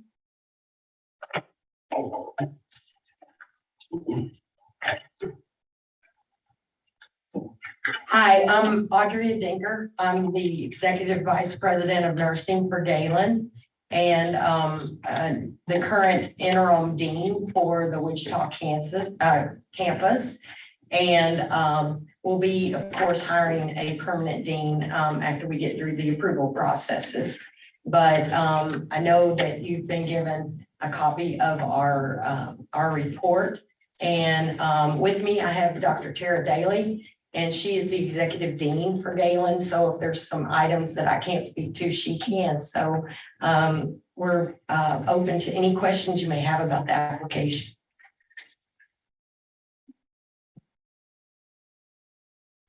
So I will ask that question I have been noted for today.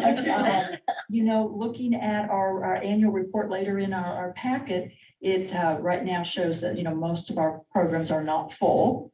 And so I'm curious as to how you are going to address the clinical limitations that you would have in your area. And then also faculty, we know there's a shortage, and how had you planned to implement that?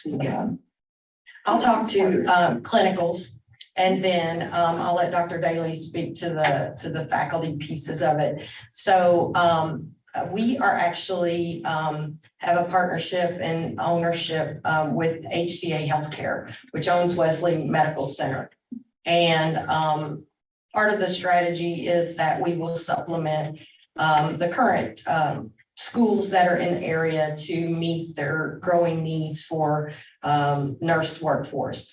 And so in working with them, they were able to look at their schedule, and we'll be able to fit whatever clinical needs that we'll have for our population at that facility, as well as others that we've gained clinical partnerships with. One thing that we pride ourselves on at Galen is how nimble and flexible we can be, because we only teach nursing. We're not working around any other department classes or anything like that. So our clinicals can be scheduled on days when traditional colleges and universities, you know, may have classes and things like that. So we can work around those. We're also not opposed to doing weekends, evenings, overnight shifts. We've had some of our best OB clinicals in overnight shifts. Babies don't want to come on our timeline. They want to come on their own. Also, we have extensive simulation, which I know that we can use that as supplement to our clinicals. And so that will be the ways that we'll address that. I'll talk a little bit more about our partnership. Included in our partnership with Wesley Medical Center is joint appointments for faculty. So we actually will work with them to find master's prepared people within their facilities to do joint appointments with, to do our clinical rotations. And so that's part of our agreement that we worked out with them. And I'll let Dr. Daly speak to the onboarding of faculty and her implementation team. Thank you, Dr. Dinker. Good morning, everyone. We hear you as far as it's difficult to find seasoned educators to educate our students at this point, but we call Galen College an opportunity, a college of opportunity for our students, but we also say that for faculty as well. We are very good about bringing expert clinicians into the academic field and helping them develop on their journey from novice to expert educators. So we have a lot of support services that we wrap around our faculty from the very start. For example, I have what I call the implementation team. These are expert master faculty and individuals that have been program directors and leaders within our organization that can help faculty learn how to be a faculty. So for the first 90 days, they are in orientation with one of our master faculty from across the system and someone from this team where they meet weekly. They go to class with master faculty. If, let's say, they're in Wichita, we're offering a class in another state, they'll zoom in just to watch how that class is facilitated.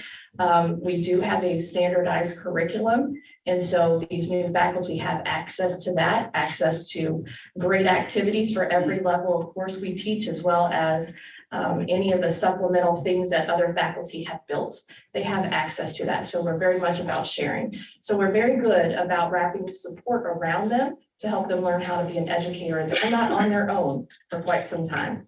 So they do this orientation specific to their role track, meaning if they're coming in to teach clinical, they will go through a general orientation that all faculty need to know.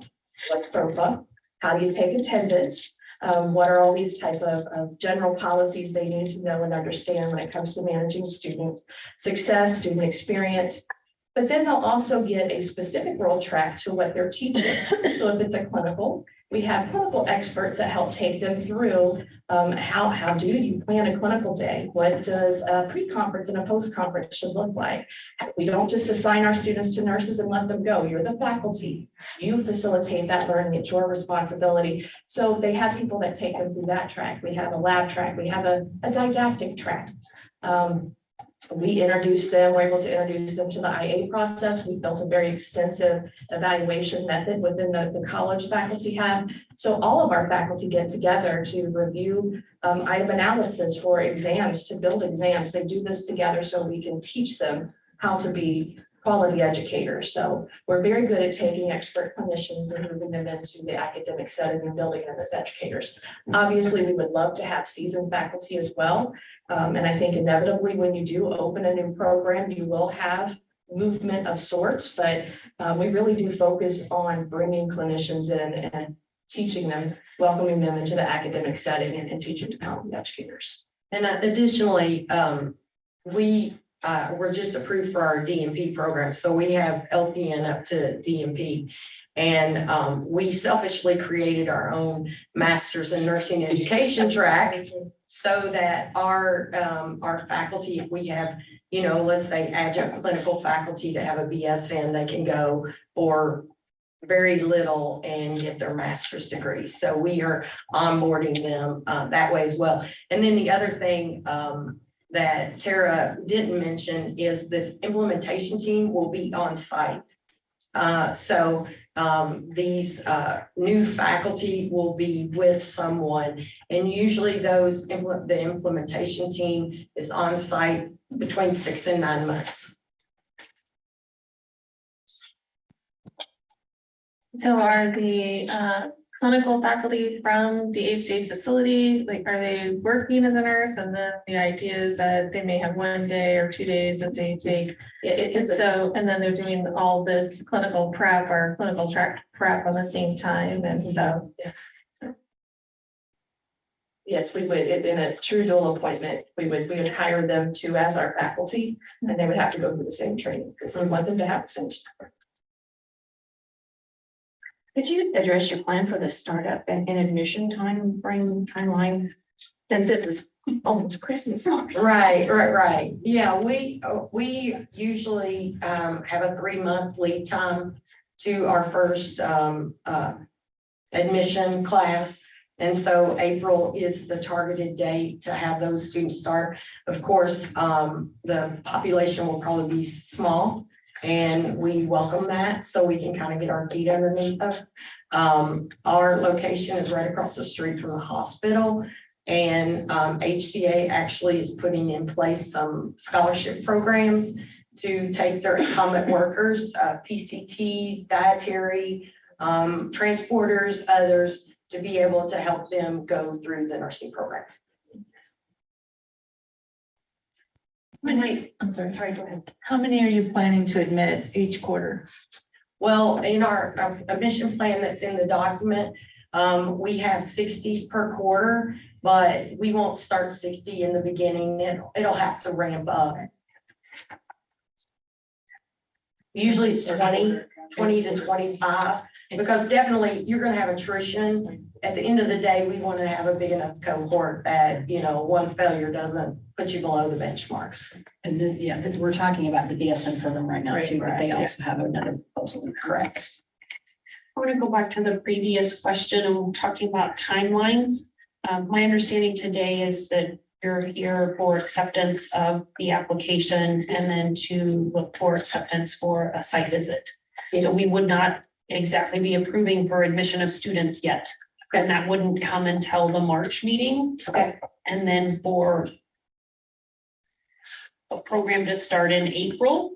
That's a pretty tight timeline. You're right. Well, in that case, we are nimble and flexible. We could push the start back to July. Okay. We just need to have 3 months lead time to be able to recruit. Okay. Yes. And we're fine. And when it comes to total program hours, we're so used to credit hour. Yeah. Can you explain your quarter credits? Yeah, so most of your programs are probably on semester credit hours, which is the 15, 30, 45.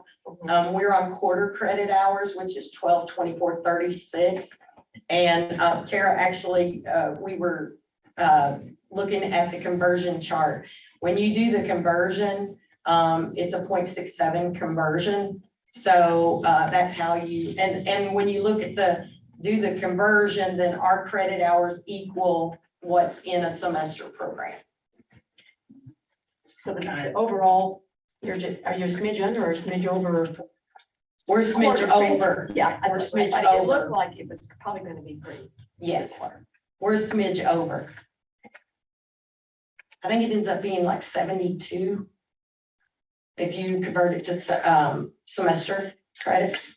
Oh, I'm thinking about the ADN. I'm sorry. It's 120, I think it's 128 for the BSN. Okay. Sorry. We had that same issue when we were looking at both too. Yeah, yeah.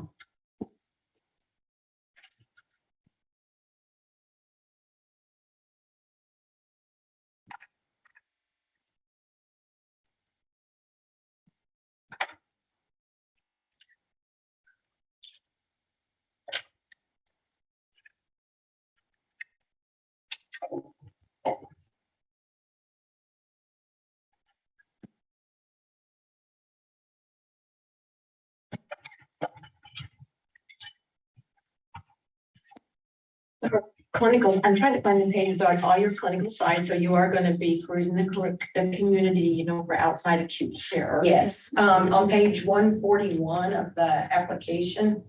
I think that's what it is. I'm looking at I'm looking at the ADN one, but it has the list. We have long-term care, rehab, pediatrics, mental health, all the specialties are covered. So they've all had some preliminary contact. Okay. Yes.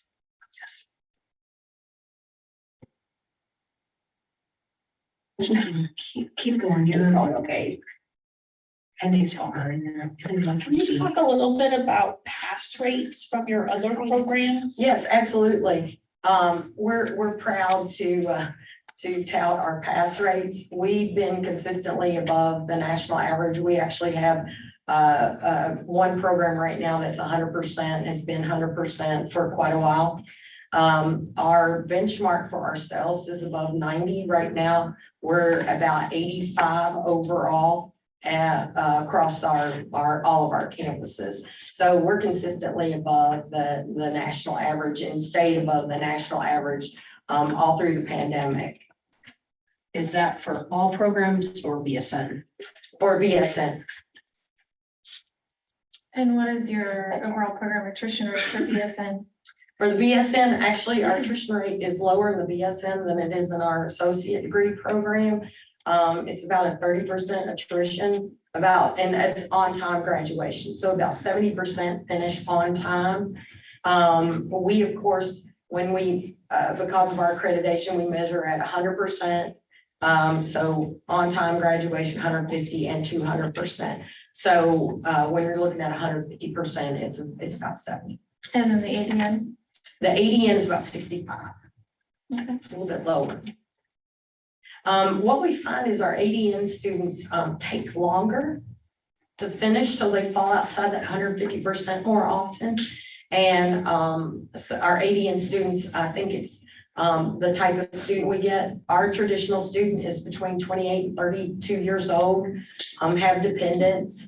And so it's a very different demographic than like some of your colleges and universities, probably more aligned with the community college, what the community college would see.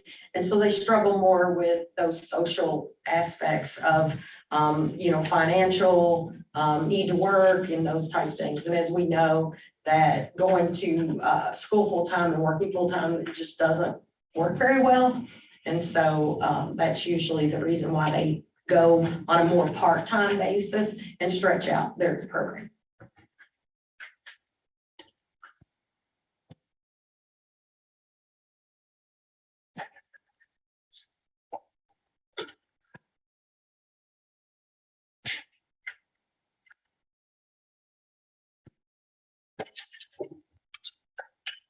So this is Michelle. I'll make a motion. I move to accept the initial nursing program application for Galen College for a traditional BSN program with a site visit to occur before approval is given to admit students.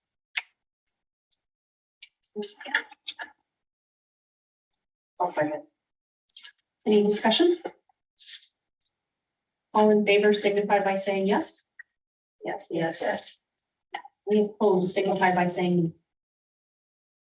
Any abstentions? Motion carries. Oh, yes, ADN first. So ADN's next.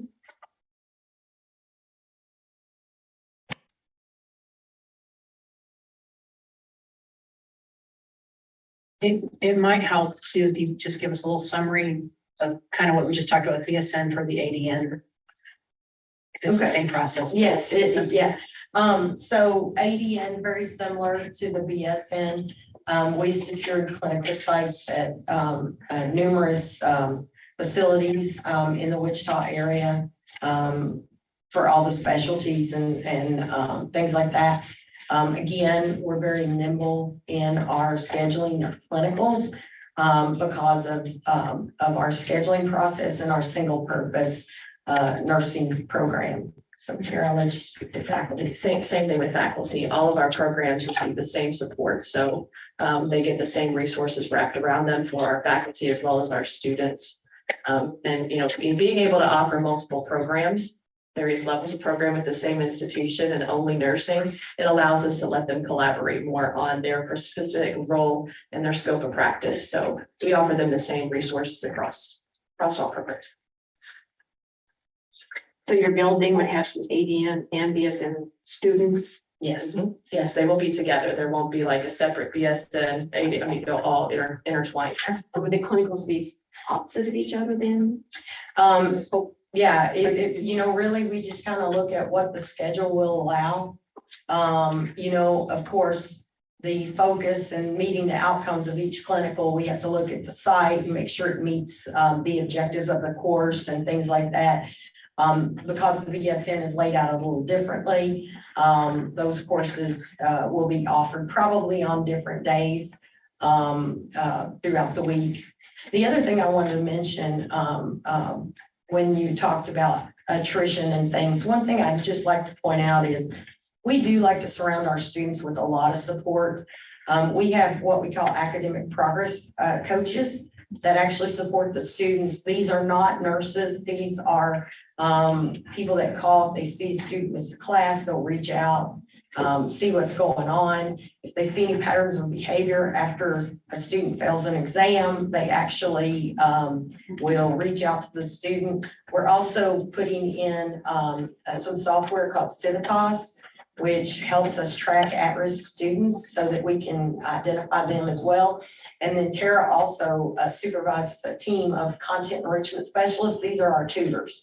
And so they are made up also of master's faculty that we have that will help any student or groups of students with content to support them as well. We also have psychologists that work with our students. We also have what we call community resource specialists, because 50% of our students drop for non-academic reasons.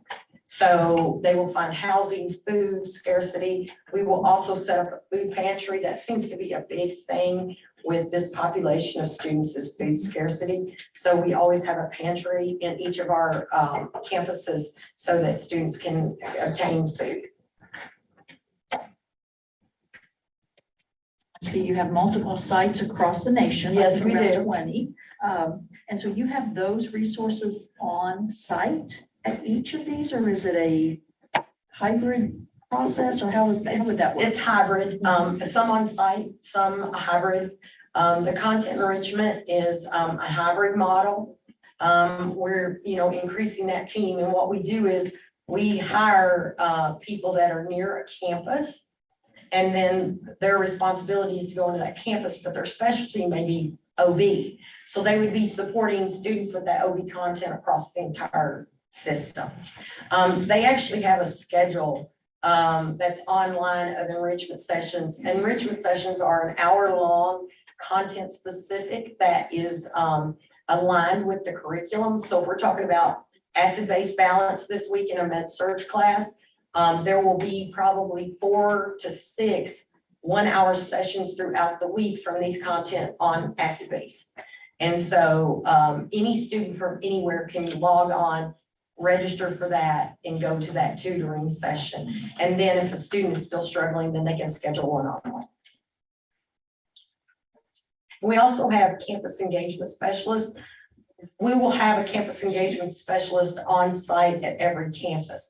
And what that person is, not only to have them engage in the, being a student, but also be that one-stop shop, that if a student is struggling with something, they could go to them and say, oh, I need to get you in touch with this person. And so that's how we kind of manage making sure that the virtual services are accessible, and that the students know how to get to them.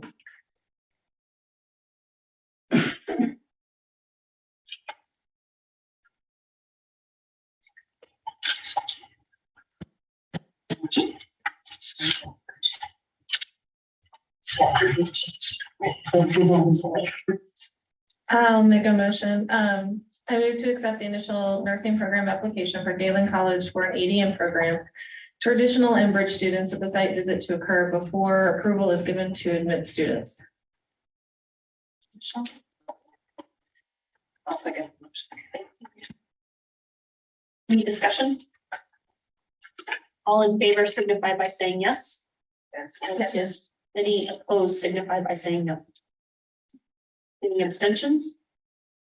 Motion carries. Thank you. Thank you. Thank you. Chamber Children's Mental Health, ABCHS, the initial application for an LMHT program.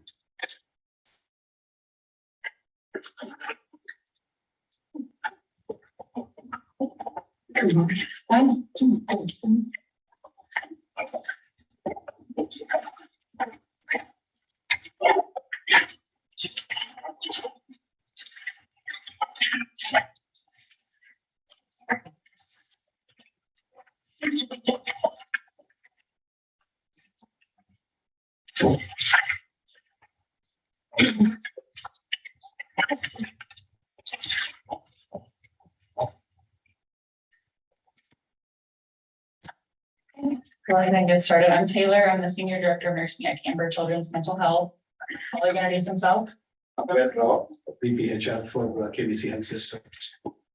So we are here today. I'll start by just giving a little background about Camber. You can view in the PowerPoint our mission and vision here. So we work with children and families to foster connection and nurture health and wellness. On the next slide, kind of give a quick overview of our site locations.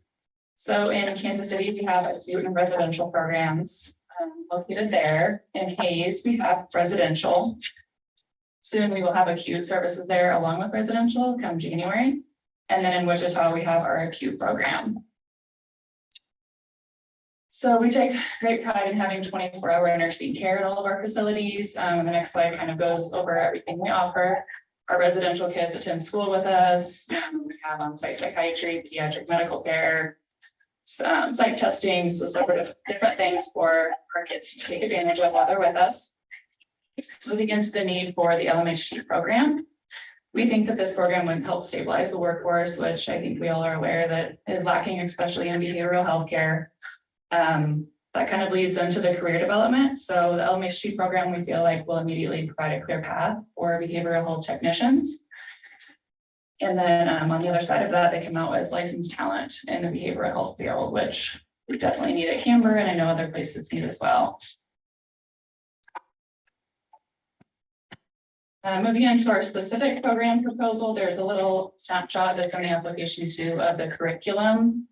Initially, we want to have this program in Hays, Kansas. As I mentioned, we're opening up a few beds in January, so we're projected to serve about 800 clients next year in Hays, with that being our most rural site that we have. We think that this would be the most beneficial in Hays to start out anyway. We obviously feel like we have several guest speakers on site with us that are, psychiatrists, therapists that can be there to provide guest lectures and have that expertise on the topics for the LMHTs.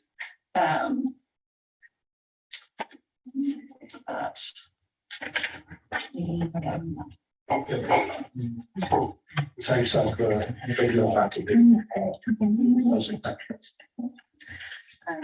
7:31. Yeah, that's what I guess at the end. And then overall, just our goals of the program would be thrilled to be the first program to offer this in a children's hospital. We know previously they've been implemented in adult facilities.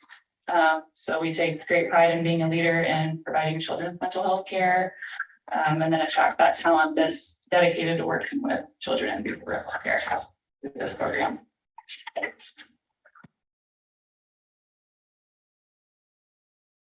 How many students do you plan to get? I think initially we would be fine with starting a little small, 5 to 10. If we had the interest, initially, I think that would be enough to keep our hands full and see how it goes, review in the following year. Do you have any feel from the community on the interest? Yeah, I mean, I think internally, The interest is there. I bring a unique insight, roughly about 9 years, 3/4 of a year ago. I was in this hallway with this August audience for the LMHT program for SWAT administrators. So my insight as a human capital professional was that there are individuals who are joining our role, the basic role of a behavioral health technician, with the career ladder option in mind. But they don't know how to go about it or what would be a good way. And in fact, this is a self-funded program. So you have to have the program funded in a way that students can come attend the classroom for those 900 hours and get to this licensed trade. So over the years, what I have seen is in this about 10 years,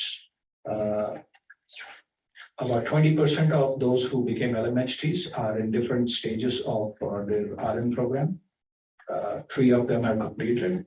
So that speaks for the strength of what this program does. It fits like a glove for us in a way that licensed mental health technician in a behavioral health care setting, they get that prior experience of being a behavioral health technician on the floor, where they spend 85 to 90% of their time with the clients.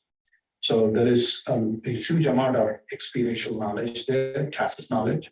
So we felt that, becoming LMHT, then helping them navigate, we didn't let them stop there. We helped them navigate to, okay, what else are you thinking about?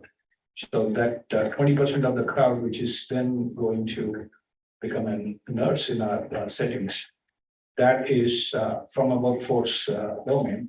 It's an added advantage to see that you can bring talent who are unlicensed and slowly lead them away through this program. So surely we will create that interest. Seen interest overall with just nursing students in mental health, which is great because it used to be an avoided field. But so the proposal with Hayes, Kansas is the facility in Hayes going to be where all their clinical is at? Or is there other opportunities or how do you envision that? Yeah, obviously we'd be able to provide most of the clinical site through Camber, since we serve children 5 to 18. We would want to bring in some adult, to get that exposure across the lifespan, and then maybe a Head Start program where they can get that human growth and development that they need for the program throughout the community. So adult and geriatric somewhere along the line and yes.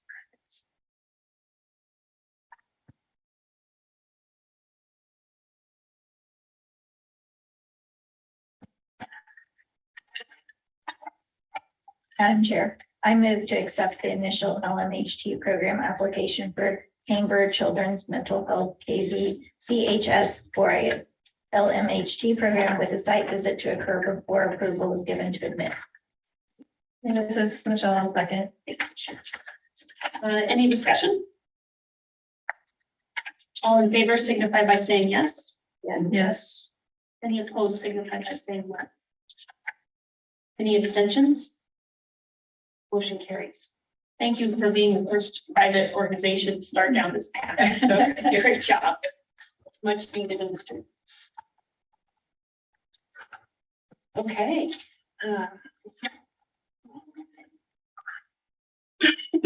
Our annual education report.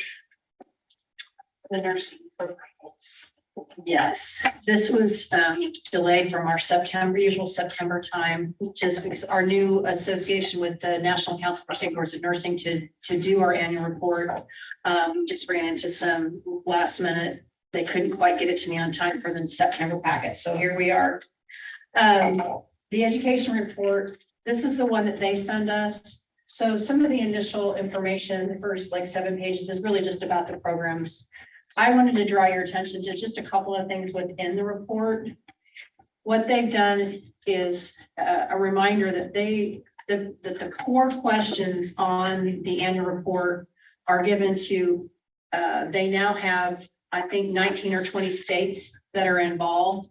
And so we're going to talk about this a little later. We did finally get the aggregate report for the 2021 year, which is kind of what we've been waiting for. The idea behind and one of the reasons you approved this was for us to be able to get a chance to look at Kansas programs comparatively to other places across the nation. So that report will help with that. So this report and there's a core set of data, and I can't remember 50 some questions, 45 to 50 questions that are based on, if you remember, we talked about the NCSBN program approval guidelines. All the studies they did to come to those approval guidelines included some things about quality indicators for programs other than pass rates and some warning signs that might be indicators before you get to low pass rates. So the whole idea behind doing that study and then bringing those approval guidelines forward was to kind of help programs have other ways to look at themselves and for us to look at them. We've not adopted anything from that, but it's something I think as we've been looking at programs and looking at our annual report that you've been thinking about because of the questions that have been asked. So I think those are all good questions in being able to look and see how we compare not only just how we look as Kansas programs overall, but then how we compare to others as well. So just a point we talked about earlier, we have one of the quality indicators is national accreditation. Some states do require that. Kansas does not. But as you know, because of the continuing progression, if students want to go on, having an accredited program is really pretty crucial, especially at the RN level, for them to go up. PNs have not always been traditionally required to do that. There are some states that do them as well, but then some states also use the accreditation in lieu of what we do as approval. even though our regulations are a little bit different than what accreditation does. So we still have the approval process, and accreditation is not required, but encouraged. And so what the report does basically say is that all of our BSN and 17 of our 20 ADN programs are all nationally accredited. And then another thing, when you start looking at comparison, the program types, let's see, I have to find my page. I went by pages of the report and the other one, so. I think it has to do with the urban and the rural. If we start looking at comparison, which we'll do later, we have 51% of our programs that are considered rural.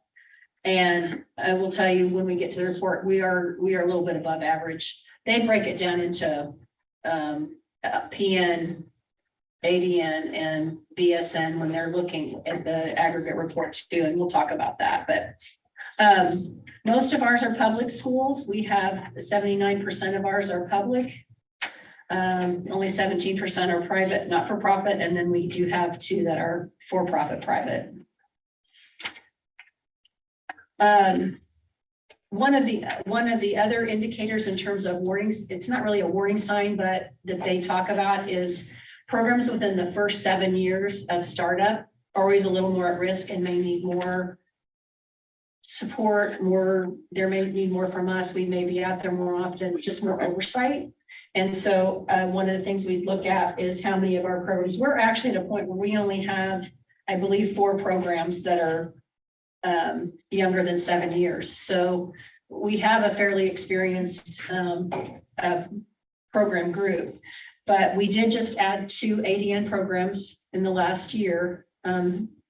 Both are basically a 1+1, and then 1 new PN program. So it will be interesting to see. Our other 4 are all 4 to 5 years. So we don't have anybody until we had these 3, and now we're going to have a couple more. So that is a little bit more unusual too. One of the things that's changed for Kansas programs, page 18 or 789 of your packet, talks about the learning modalities. We have seen an increase in number of programs that are offering hybrid courses rather than entirely in person. And we've moved from, I believe last year, I was going to look for sure, but I think it was around 8 to 10. And we now have 21 programs that offer some hybrid modality. When you look at the percentages, which the report does go into, there are only a couple of programs that are over that 40% mark. Most are in the 5 to 15% range. But then we do have a couple of programs that are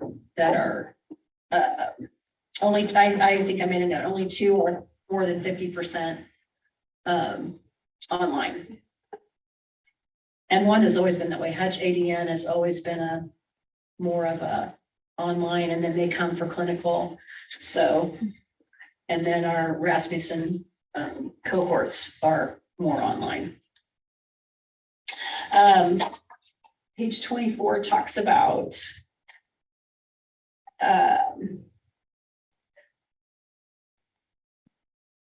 major organizational changes. One of the warning signs is not only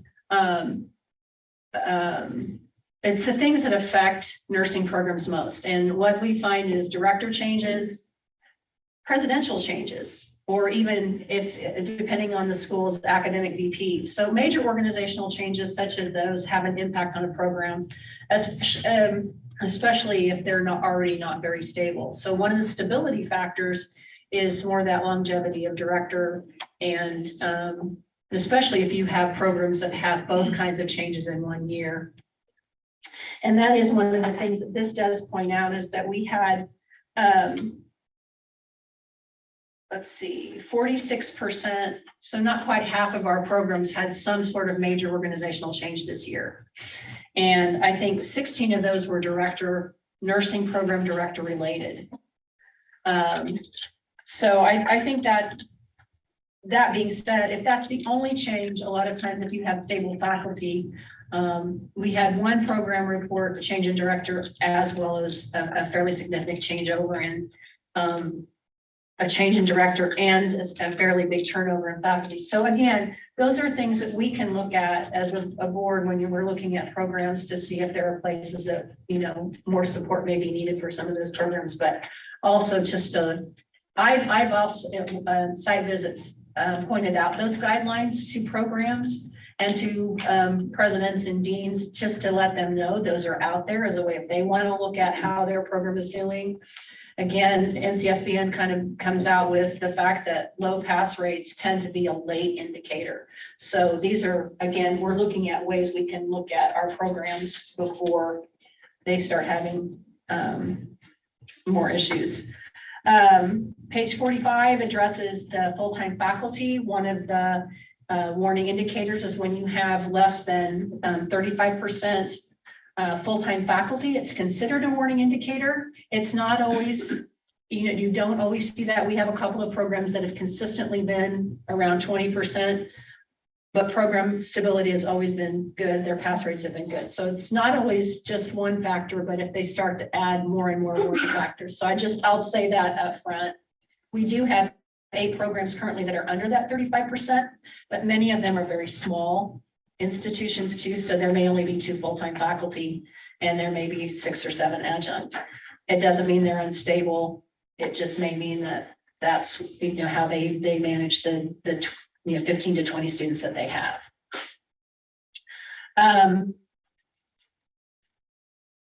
This is just I thought interesting. There's 400 and across Kansas, there's 406 full-time faculty. This is across all programs, 366 adjunct, and most of that are adjunct clinical faculty, and then 130 part-time. Most of the time, if you have someone, I find from our FQRs, if they're submitting for a part-time person, it's because they may be doing theory and clinical, whereas adjunct positions tend to be mostly the strictly clinical positions. We do well. I think 306 of the 406 are MSN or other masters prepared or higher, I guess I should say. We still have some work to do then for some of those are because PN programs only require a BSN, so that may also be included in that as well. Didn't look at the breakout. I'm sorry for which ones were PN programs.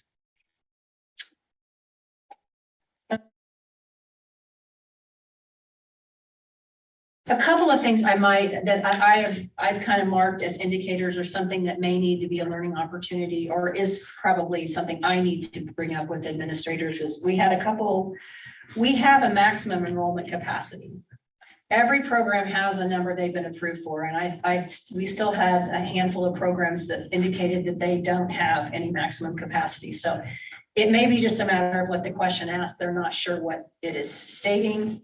But I want to clarify with every program that there is a maximum capacity in terms of the nursing program, in terms of the number that they're approved for. So these kind of questions kind of bring that out. If you look at all the approval numbers, the max capacity for Kansas is 4,832 seats for all programs. So that's PN through BSN. And I will say what this report shows that in 2021, there were 4,572 enrolled in programs. So we're not at our capacity, but it's really not that. That was 2021. So we'll have to see what 2022 looks like.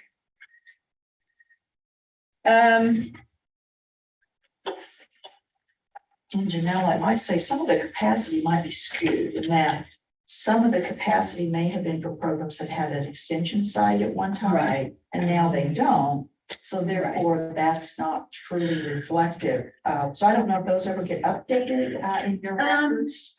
I do update the records in terms of when additions are made. I don't know that I've looked at when programs take out satellites, it depends on how they're approved. I probably need to look at that. I don't know that I've The the only only, look at that and they make an assumption, but Right. it may or may not be. well, accurate. I think most of them that we have now in the report that I do with just strictly the numbers, which is kind of after this one, because we have some additional data we have to report because of US Department of Education. And that's why I do that little additional supplemental, just to kind of put it all in one big scoop. Have on there what the maximum enrollment is.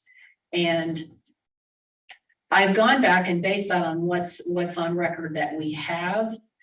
But most of the time it will say if I have in there, if it's approved like Barton right now, so they're approved for a certain number at their site, and then there's a certain number approved for the satellite. So if that satellite would go away, those numbers, we would definitely increase. But if the program was approved for 50 seats across all of their programs, might not necessarily, if I haven't had any satellites go out of. So it's something I probably should update. I just should double check and make sure those numbers are still reflective of what was last approved. People looking at this and making assumptions, it might not be a bad idea. Okay. I think that's a good idea.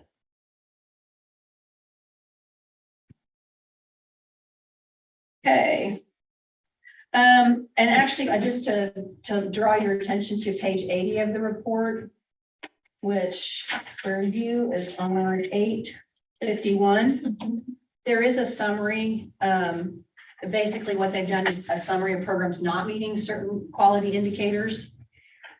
Again, if you're looking at not accredited for us, that's mostly the PN programs. But again, Kansas is not a state that requires. It has the younger than 7 years, less than 50% direct clinical care. And that's one that we actually have one, and I need to look at that, but because we have a combination of lab, simulation, and direct care, some are correlating the 50% simulation max with a requirement that it be at least 50%.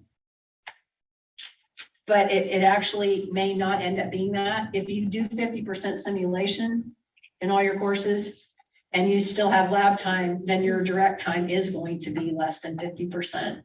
But again, we don't have a requirement about that. What they're saying here is that they have found in programs with less than 50% direct as of their total number of hours tend to struggle more.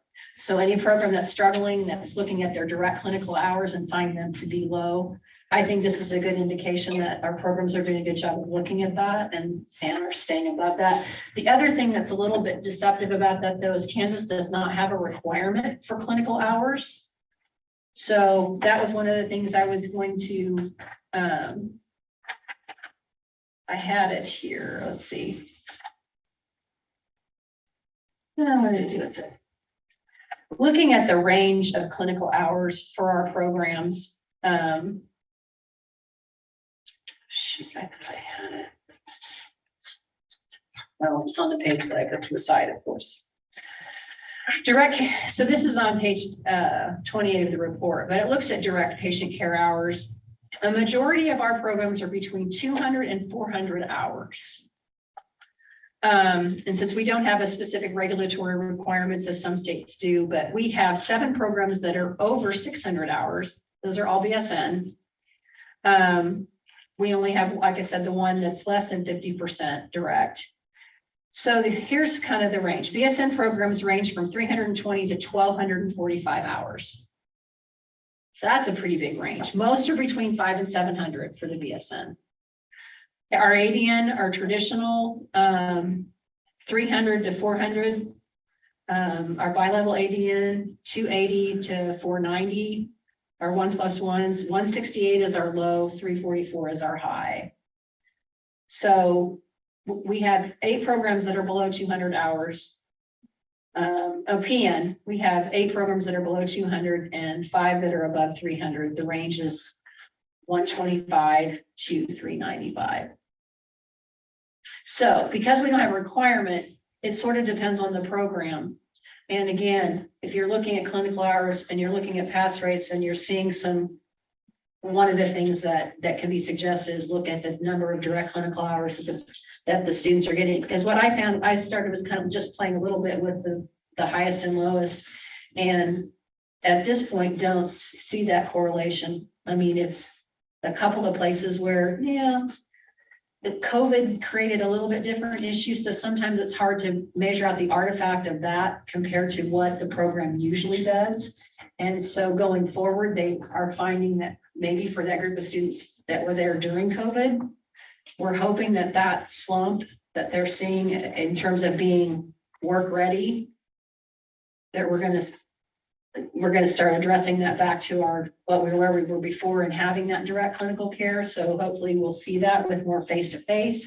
Again, I don't think some of the impact of that mandated online and then decrease in the number of actual hands-on hours really affected the students, even though everybody seems to want online programs. But I think what we're seeing is that's not always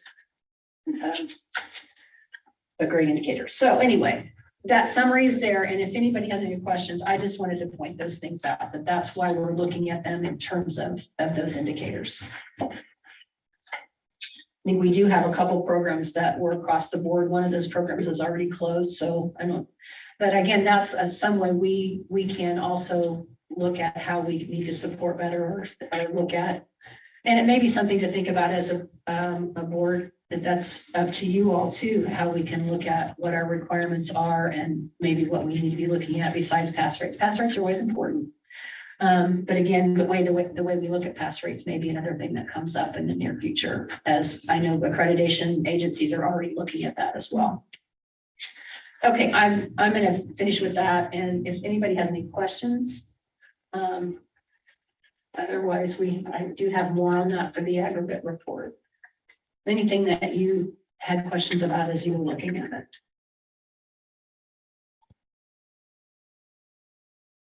Thank you, Jen. Sure.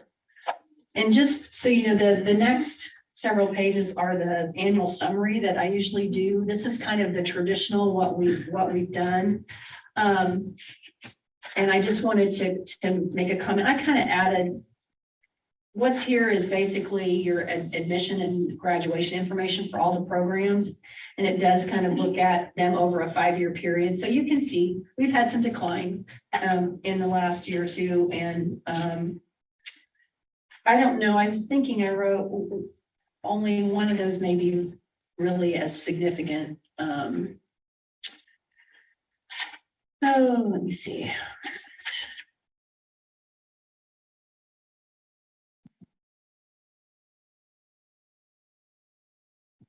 But I think that one of the final things I did add was the last page 863, 64, 65.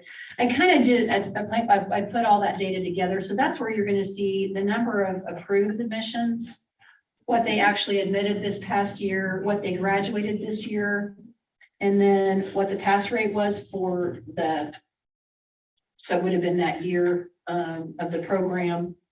Again, here's where I put percentage of faculty and that percent attrition. I put those all together to kind of help see if that would help kind of look at a program more completely.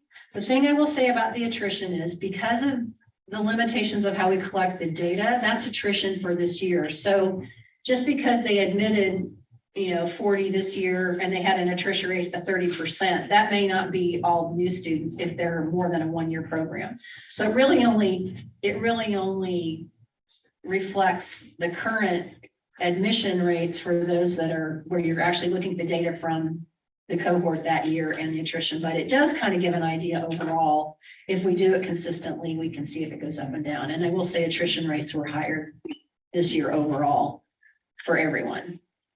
I also wonder if we're using that as the raw data, that may not be the same cohort, because your admission could be all of 23, but you graduate a whole separate cohort in May of 20. You know what I'm saying? That's absolutely correct. So when I looked at this, I went, what in the world did I report? Because they're very different. Yeah. And then I realized once I calculated several, I went, okay, you literally took, here's the number and here's the number and like, voila. So it's, you know, here again, it's your data, you can do that. It's just that's may or may not be reflective of the data that programs are picking up. So- And I think maybe the question that's asked, and this may be a question back to NCSBN about the question they're asking in terms of attrition may be more directly related to the cohort.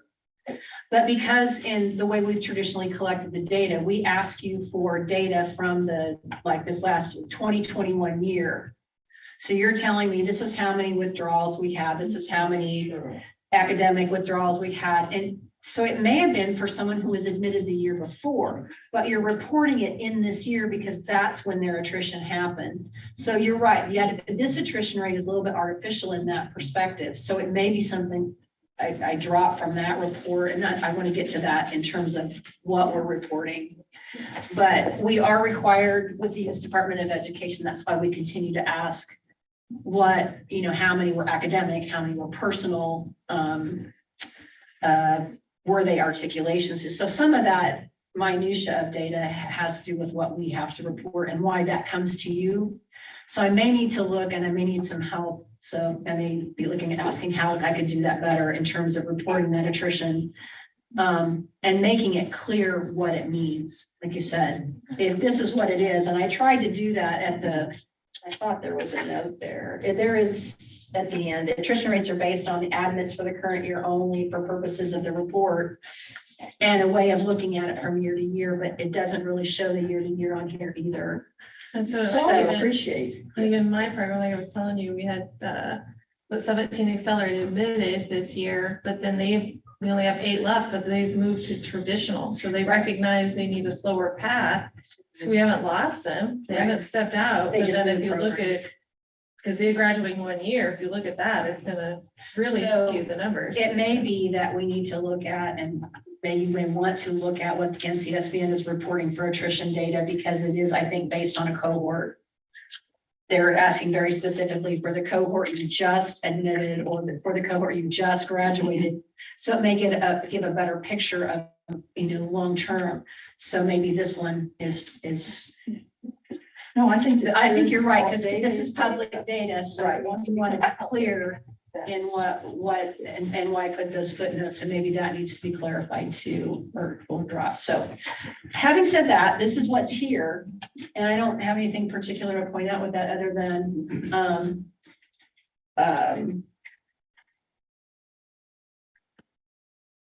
I guess my question to you all is, when we look at all this and we're looking at the data, is there some of it, like I said, is reported this way because of requirements, but is there data that you're not seeing that you would like to see? Are there things like the attrition rate maybe that need to be dropped from this report? Or is there something you want me to combine in terms of what NCSBN is sending us for the core data and what we're required to report? Is there a better summary I could do of that so that the data all makes more sense? Because right now I feel like I'm duplicating some of that still. I've tried to kind of look at what we're getting with that was the whole purpose of moving, not only for comparative purposes, but also it takes a lot of my time to get a lot of those data questions that NCSBN is now doing and calculating and sending us in the report. So maybe there's a way to simplify this supplemental report that doesn't need to have all that. But I guess I would just bring that question to you all, is what you're seeing valuable? Is there something else we need to be looking at? Now that we have the NCSBN, we are looking at indicators. Is that valuable? Do you want that to be the focus of, you know, the summer reporting? Is there any more detail you'd like to see in that reporting? Less detail you'd like to see in that reporting? No, I'm just thinking of my own program struggles that we've had, you know, through COVID, are just trying to get faculty. Adjunct faculty we've had adjunct faculty that leave during, like, in between a clinical. And that's a big effect on students, to where you're still trying to keep them in clinical and still trying to keep them going, but then you have to switch. Here's a different person. You've been used to person A, now you have person B. That was a very big struggle. I don't know how you would be able to see that at all in the data. That'd be very difficult, but But I do feel like that was a big key indicator for us this year, is just trying to maintain the clinical adjuncts, train them, but then there's such a high turnover because they're going to travel, you know, so we're going to seek other opportunities. You know, we're looking at full-time faculty. One of the questions that we do ask on the additional questions of all the directors is we're asking the question for all full-time, part-time and adjunct. How many did you hire this year? How many did you lose this year? How many resign? I mean, so there is some of that I might be able to get to something that shows that overall. I think it would be a better picture to look at Some of them overall. didn't resign. We had people die and then they couldn't finish out. but Well, then- those would be the ones that I think it asked retired. One is just gone.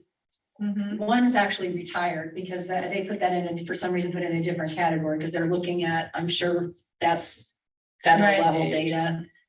Retired, left, Leave of absence maybe or something. well, I don't it's know. anybody. So it's how many did you hire? How many did you lose for whatever reason? And then how many retired? So that the retired is the only separate, and you could actually lump those together. How many did you lose? How many did you hire? But for some reason, they specifically want, the US Department of Education wants that retired group separate from the others that left. But there would be a way to look at that for all programs. We probably could even do it individually, but yeah, it's a lot of little numbers, but some have very little turnover, some every year. And sometimes it just depends on the size of the program. And I think for looking at our student attrition, like some way to capture, did we really retain them, but they moved into a different track? And I think NCSBN does that. There are 3 questions. One has to do with how many did you admit? How many did you graduate? Of those that you admitted that did not graduate, continued in the program, basically. So they're asking, did they actually, because we ask about academic withdrawal, personal withdrawal, but you kind of have to assume the ones that don't add up to the number that are not there, that there's some carryover. Because there are very few programs that have true part-time programs. There are a couple. But there are part-time students in your programs. That was a struggle we had with the end report at one point in reporting. Because I had to say, well, we have part-time students, and that's not what I'm asking. You're a full-time program. We want to know how many you admitted. We know there are students that don't complete and end up in a different graduating class. That wasn't the question. So it was a little confusing at that point, but I think it may cover that a little bit, and we may want to look at the depth of that to see if there's another question to be asking. And I can try and pull that out a little bit more and report back to you if there's what we could actually tell from that. Maybe if that would be helpful. Well, and maybe even add that as an orientation to directors. Because I'm looking at, like you said, we always look at ours and figure out, it's like, I mean, it looks like if we had only been 16 students in our ADN program, we're up there saying, we have like 56. What's the deal? Well, we're by level. So I completely separate. And so according to this report, probably should not have done that. So I'm writing myself notes. So I'm wondering if that's something that we should bring to all directors. And I tell you, one of the biggest issues I have is for bi-level programs and how they report, because I tell them they have to think of it as completely separate programs when you report because you're not admitting new students. Now you're reporting your numbers of how many do you have. The cohort, though, you should report the cohort that started. Right, but what I had were programs reporting the same numbers for PN as they did for ADN. And that's very confusing, and it makes your data really skewed. So in terms of how many you admitted to a PN program, then how many you admit to you do have to add those that continue. Did you add any new people in that were already LPNs that came into your? So we might have to talk about that a little bit, but the idea is that even for bi-level programs or report as an ADN, there's just different ways because of the way our regulation looks at it too. So something to think about though, and how to actually report that so that the numbers are, like you said, so more reflective of what you're actually doing. Thank you for all of it. You're so welcome. There's probably more there, like I said, because of all the site visits too. There was some other more detail they can try and draw out of that if there's other things like you are talking about that you want to look at. Okay, moving on to our annual reapproval of nursing.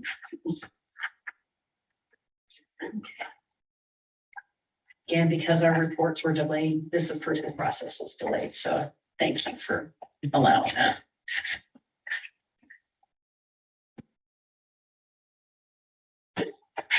Yeah. Okay. I move to reapprove all PN programs on full approval status through December 2023. Second.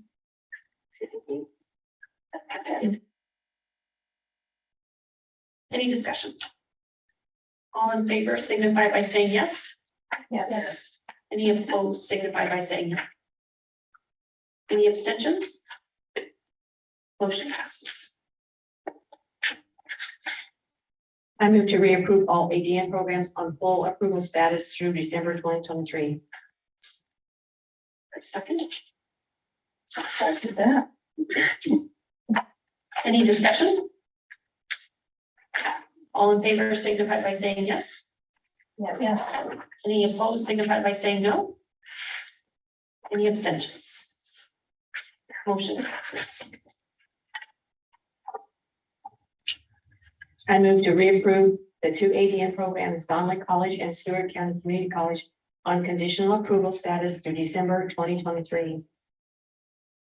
I'll second. Any discussion? All in favor signify by saying yes. Yes. Any opposed signify by saying no.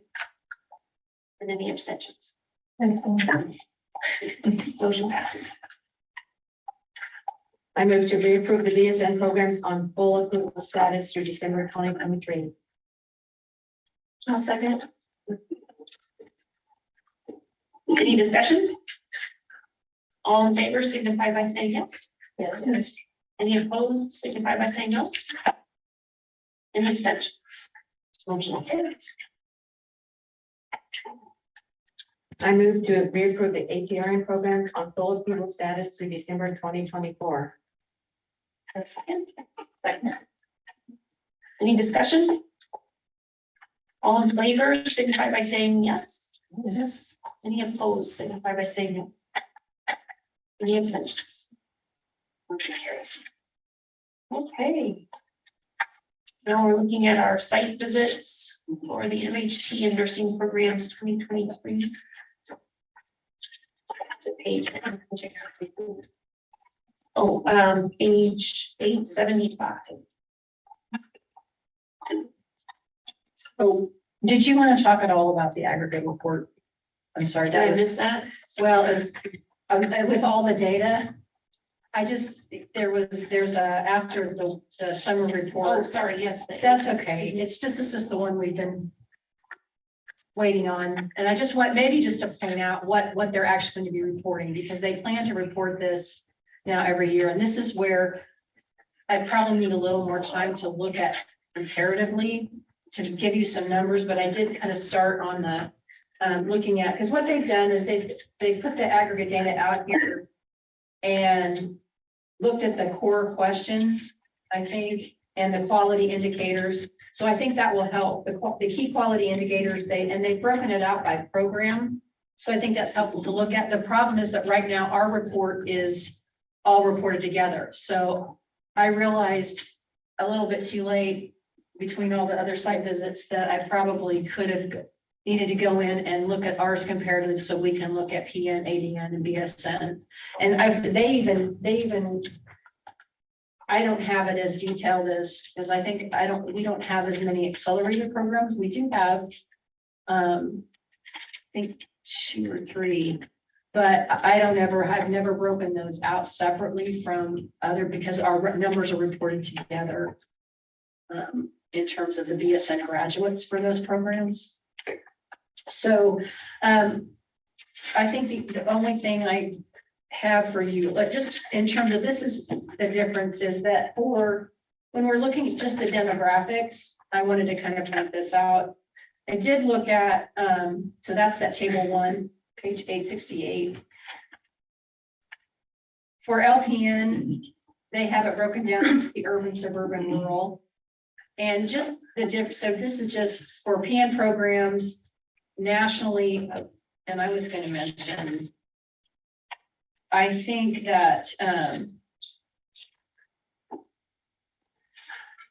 page 867, this is good to point out that there are 20 nursing regulatory boards that are included in this pilot aggregate summary report. So 20 of the boards, 843 nursing programs, over 112,000 students, over 8,000 full-time faculty, 3,000 part-time, and over 7,700 clinical adjunct. So that's what the aggregate report entails, are those 20 boards.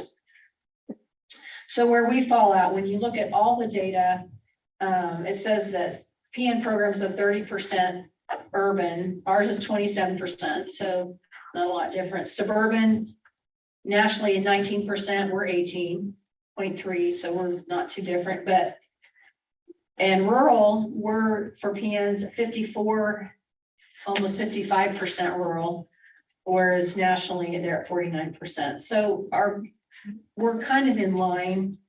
Associate degree, it's a little different, 20% urban. This is Kansas is 20% urban, 20% suburban, and 60% rural. So there is a little bit of difference at when you look at it at the associate level. BSN, we're 33% urban, 27% suburban, and 40% rural. So I just thought those are the kind of things that you can look at from what are, although with our report, that may be something I've learned from that is in order to do the comparative, if you want it broken down by program type. Otherwise, we would just look at what we reported for the program was 21% urban, 28% suburban, and 51% rural, which when we looked at it separately, it's really the rural that kind of where we were a little bit more skewed. So it tells you things like that but we can start looking at that for the quality indicators and breaking it out by, that's the one thing. I don't have any more breakout for you in terms of the other statuses, but I think that's what we're hoping to get from having this report. And I want to look at those results a little bit more closely. So I might have a follow-up for you on that, just to kind of see how we could use and bring some suggestions so that you tell me if there are things that you see in that report that you specifically want our comparative data to be part of that summary report. That's where I would value that input to what you want to see out of what we're getting from National Council in terms of aggregate data versus our own data.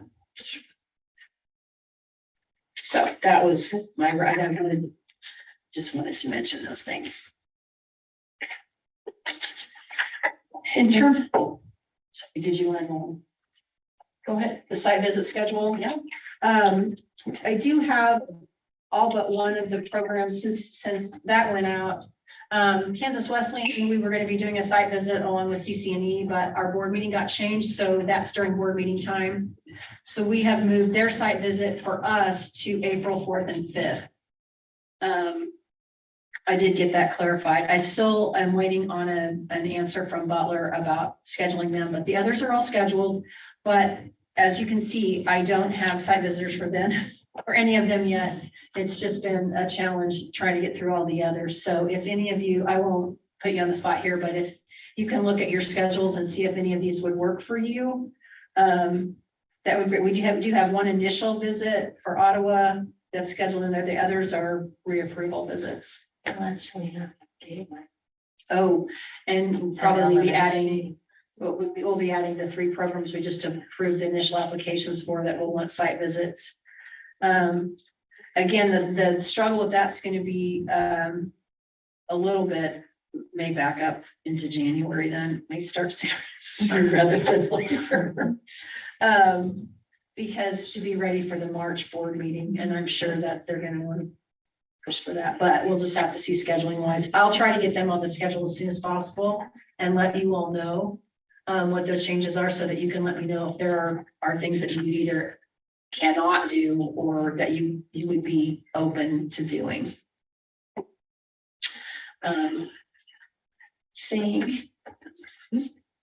Thank you. So I think now we're at the petition for permission to test and retest. So we have 3 individuals there. Anything specific you want to share with us, Janelle?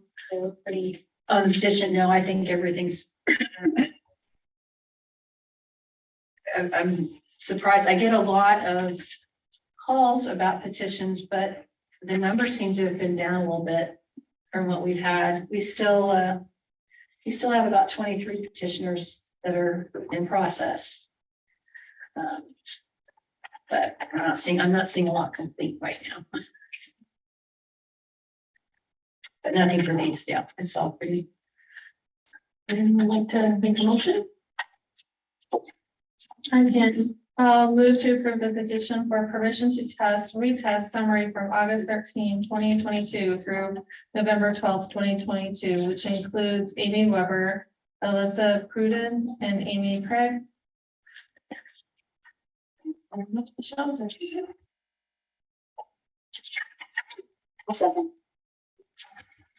All in favor signify by saying yes. Yes. Yes. Any opposed signify by saying. Any abstentions? Motion carries. Agenda for March. Janelle, anything you want? Other than scholarships, I wanted to mention, we did get scholarships approved and got them out there. I can't remember, I forgot to look, Michelle, I know you may know better than I do how many we ended up with, but we are going to need some board and committee members to help with reviewing essays. I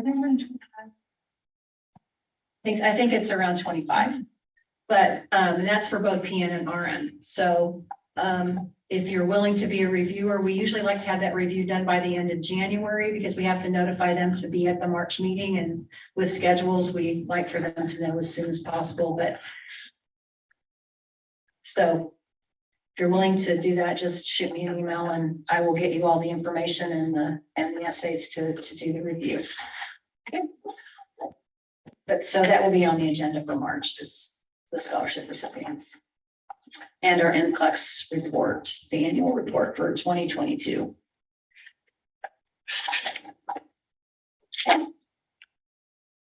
Anything else?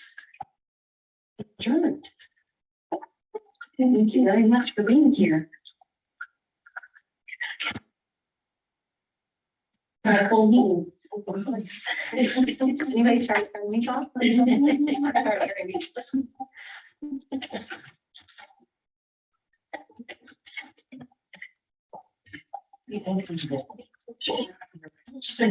You think